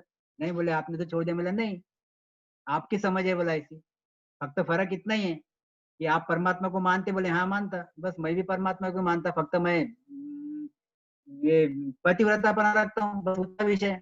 और वही रखना चाहिए आदमी ने, क्योंकि सभी देवी देवता, महादेव जी, शंकर जी 33 कोटि देव, सभी परमात्मा को मानते हैं, सभी परमात्मा की भक्ति करते हैं। महादेव जी रात दिन भक्ति करता किसकी? अगर स्वयं अगर वो परमात्मा रहते तो क्यों भक्ति करते थे? विष्णु भगवान स्वयं परमात्मा रहते तो क्यों भक्ति करते थे? ये भक्ति परमात्मा की करते हैं, वही परमात्मा की हम भक्ति करते हैं। तो हिंदू धर्म कैसा नहीं है, और ये मानव धर्म कैसा नहीं, मतलब ये दूसरा यानी अलग ही धर्म है कैसा? जो देवी देवता करते हैं, उन देवी देवता का जो देव है, यह ब्रह्मा विष्णु महेश 33 कोटि देवी देवता, ये सभी सृष्टि के संसार के लोग, ये सभी देवी देवता का जो देव है वो परमात्मा, उस परमात्मा की भक्ति हम करते हैं। तो हम तो देवी देवता को छोड़े, वो देवता को छोड़े नहीं हमने, जो सबका मालिक है। तो ये ऐसे प्रश्न आते रहते, तो जस्ट मैंने आपको बताया कि क्या कहना चाहते गुरु महाराज की वो इचर मांड्या हुई, तो इनका प्रभाव हमारे इस पे इतना ज्यादा है कि हम इसमें से निकलना नहीं चाहते, और निकलना नहीं चाहते, निकलने के बाद फिर सदगुरु भी मिलना चाहिए।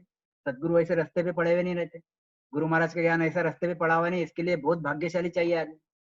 फिर सदगुरु मिल भी गए तो फिर हमारा जो मन है, जो सबसे खतरनाक दुश्मन है हमारा आत्मा का, यह मन उस स्मरण भजन में लगने नहीं देता, बार बार उस स्मरण भजन से हमको निकाल निकाल के बाहर फेंकता, कभी बंबई, कभी दिल्ली, कभी इधर, कभी उधर, कभी उधर, कभी ये भक्ति, कभी वो भक्ति में डालता, अलग अलग विचार देके। तो ये हमारा मन भी हमारा बहुत विरोध करता। तो इतने सब फैक्टर्स गुरु महाराज कहते कि बड़े मुश्किल से कुदरत कला की प्राप्ति होती है, इतना सोपा भी है नहीं। तो गुरु महाराज यही कहते हैं कि वो इचरज मांड्या हुई सत्य स्वरूप आनंद पद कहिए आगत लखे न कोई। फिर गुरु महाराज अगली साखी में कहते केवल बीज सत वो मार्ग सेज सता घट जागे, केवल बीज सत वो मार्ग सेज सता घट जागे, उलटर हंस चढ़े गढ़ ऊपर ध्यान समाधि लागे। अब देखो यहाँ पे क्या कहना चाहते गुरु महाराज, सहज सत्ता घट जागे, बहुत ही सोपा है, बहुत ही एकदम सहज में हो जाता है, ऐसा गुरु महाराज कहते। और उधर कहते कि इचरज मांड्या हुई, ये बड़े मुश्किल से मिलता है, और यहाँ कहते हैं सहज में होता है। ये होता कैसे, इचरज मांड्या हुई कि इसमें से निकलना बड़ी मुश्किल है, मन लगाना बड़ी मुश्किल है। एक बार हम इसमें से निकल गए और सदगुरु के शरण में आ गए, सदगुरु के शरण में आ गए, तो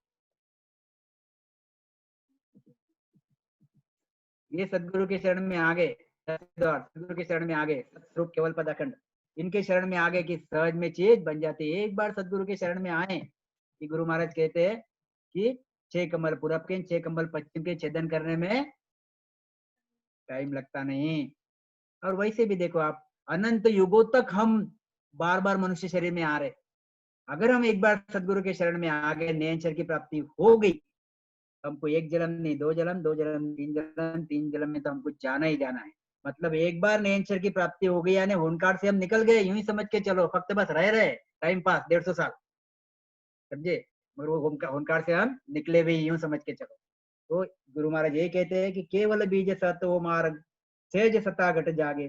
ये कैवल्य का बीज और सत का मार्ग, कौन सा है सत का मार्ग, ये सत का मार्ग है नहीं कि हम जो धामों में जा रहे हैं, जो नदियों में जा रहे हैं नहाने के लिए, त्रिवेणी संगम में, सत का मार्ग है क्या, तो सत का मार्ग ये है कि सरस्वती को गले में देखो, सत का मार्ग ये है कि ब्रह्मा विष्णु महेश को शरीर में देखो, सत का मार्ग ये, सत का रास्ता ये है कि ये जो काल है जो सबको खाता है, जो यमराज है, उसकी सिर की पायरी करो।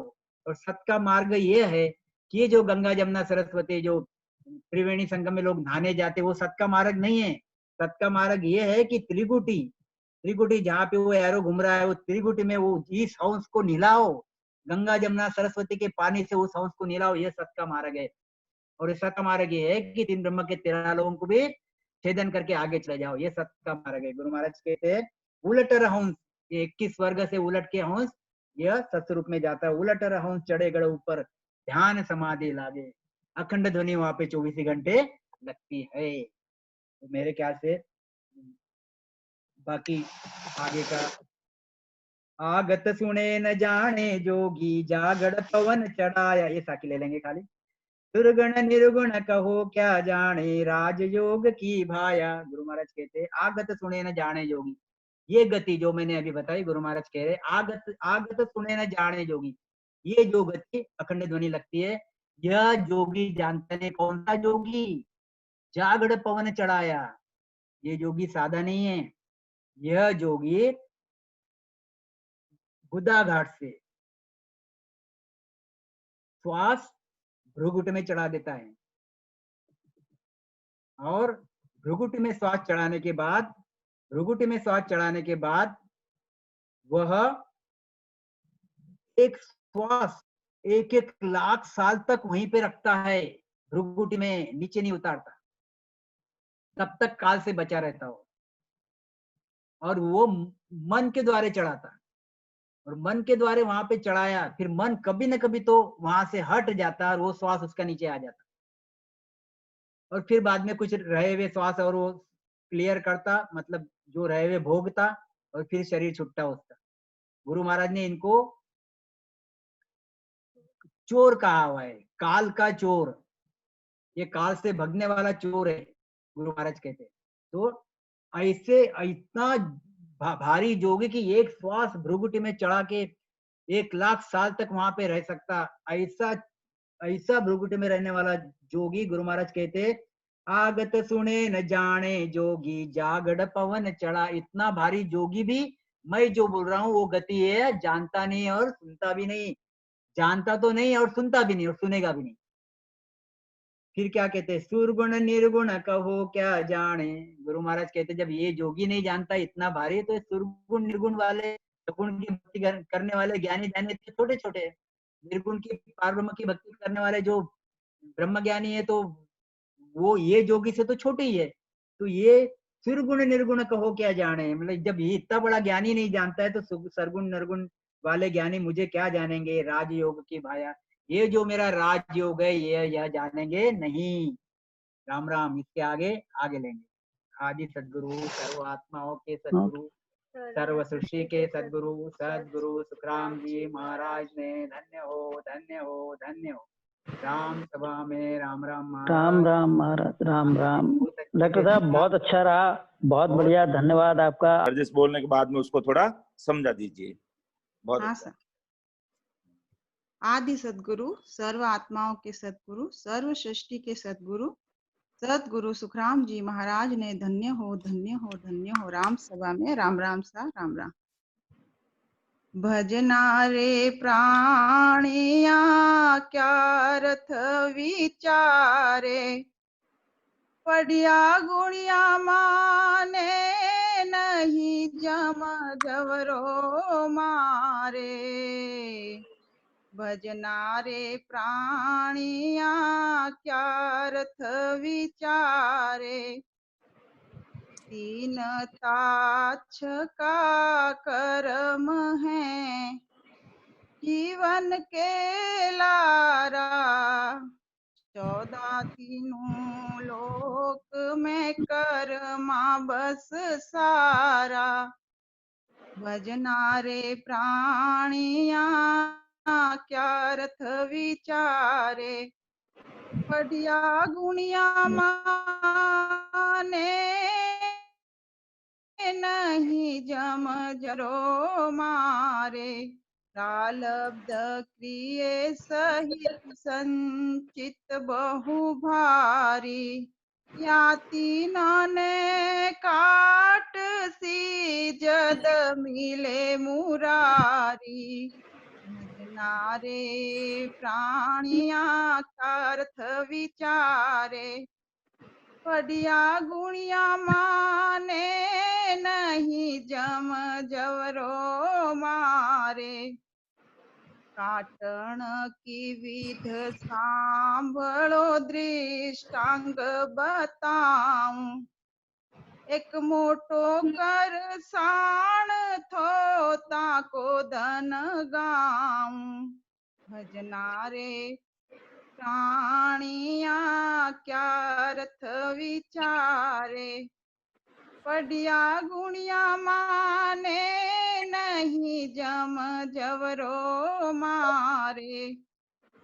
एक साल में नीपणो मण 1000, साधर बाके कारण से विध विचारा।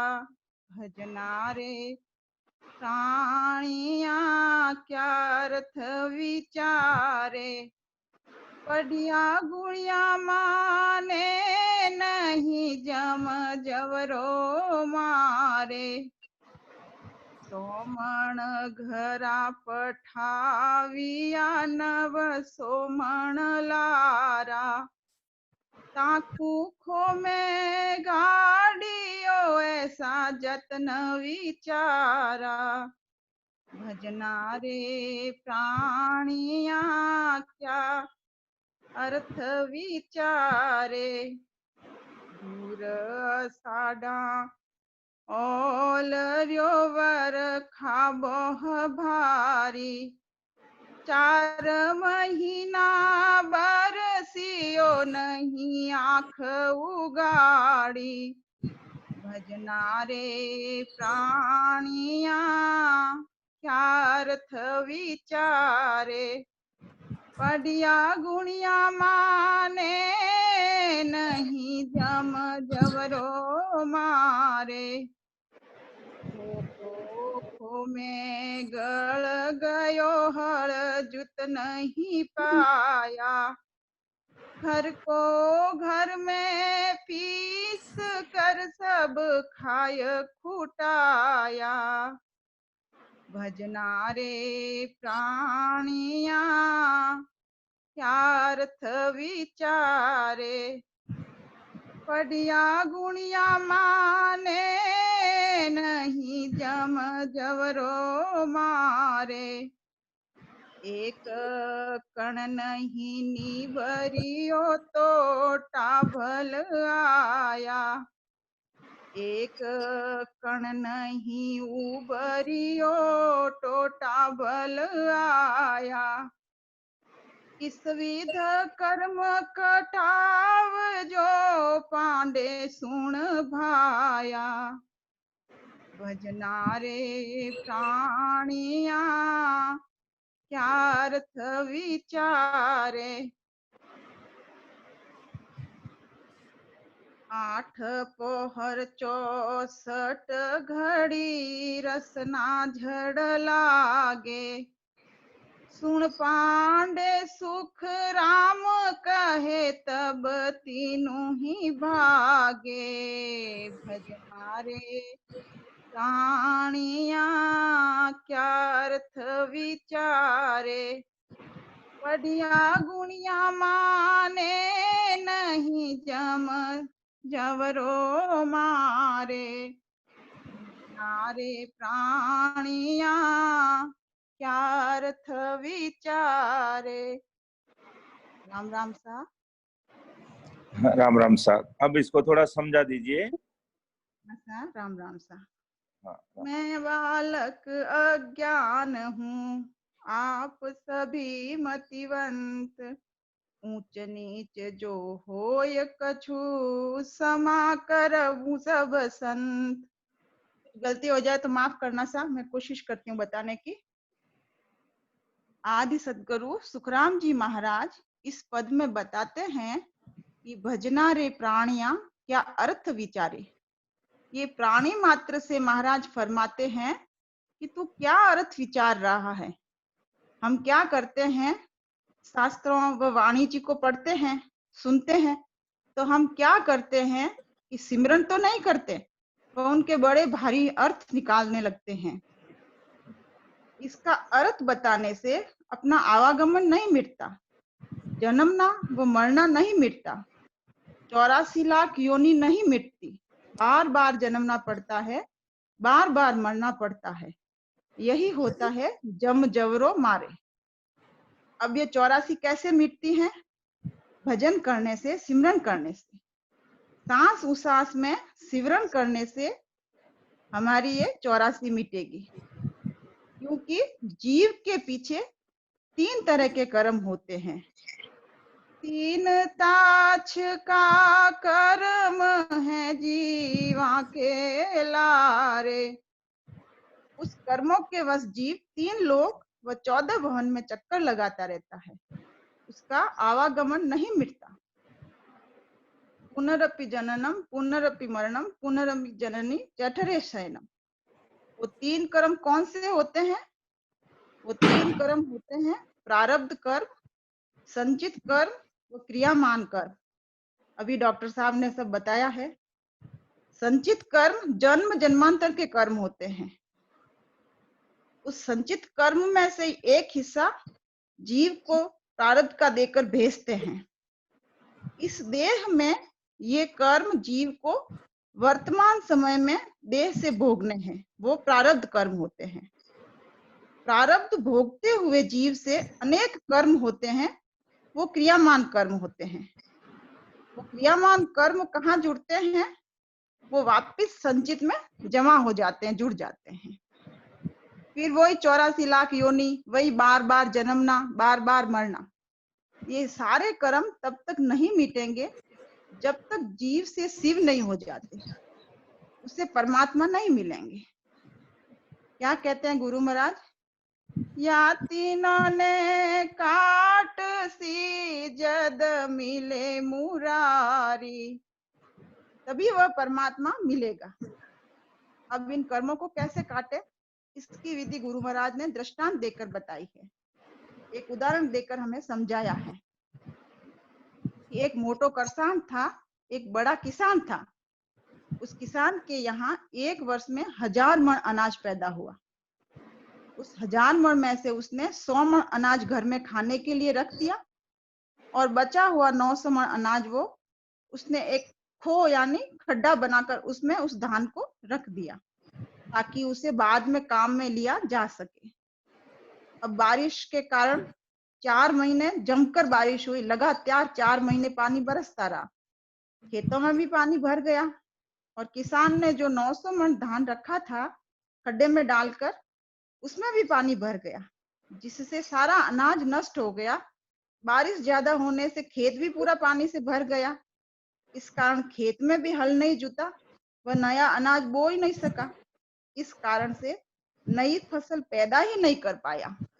घर में जो 100 मण धान रखा था उसे पीस पीस कर खा गए। इस प्रकार एक अन्न का दाना भी नहीं बचा। यही टोटा आना है। गुरु महाराज बताते हैं कि घर में पीस के सब खाए खुटाया, एक कण नहीं निबरियो टोटा भल आया।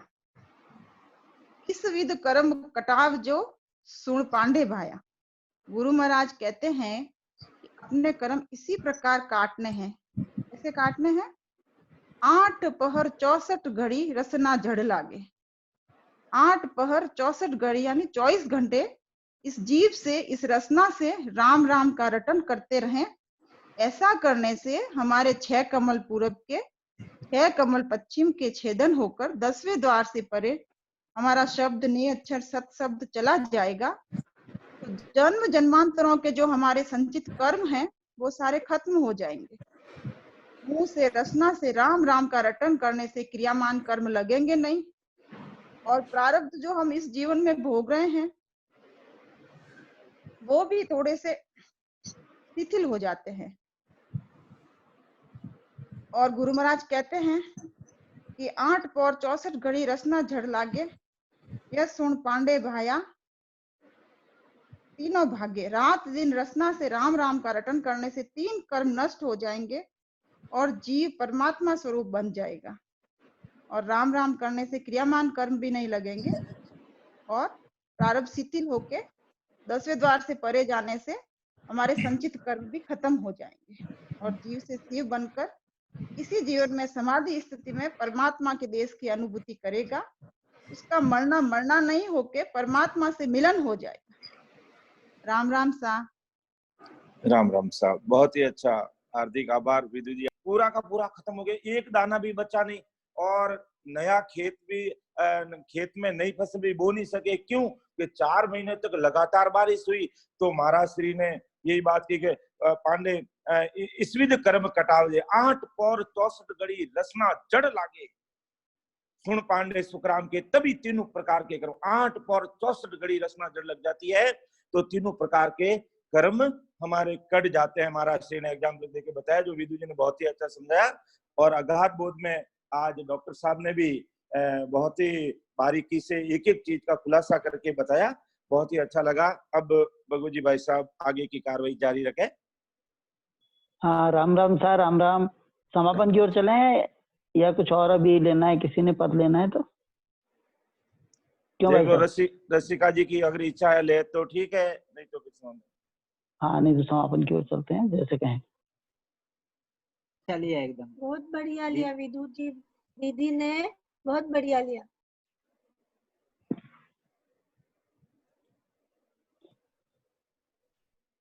हाँ भागवत 2। हाँ भैया। हाँ विदु जी ने अच्छा लिया आज। अभी आप समापन हाँ। चौथ कर सकते हो। प्रणाम चलिए सर, ठीक राम है। राम सर। हाँ राम राम राम राम, बहुत अच्छा।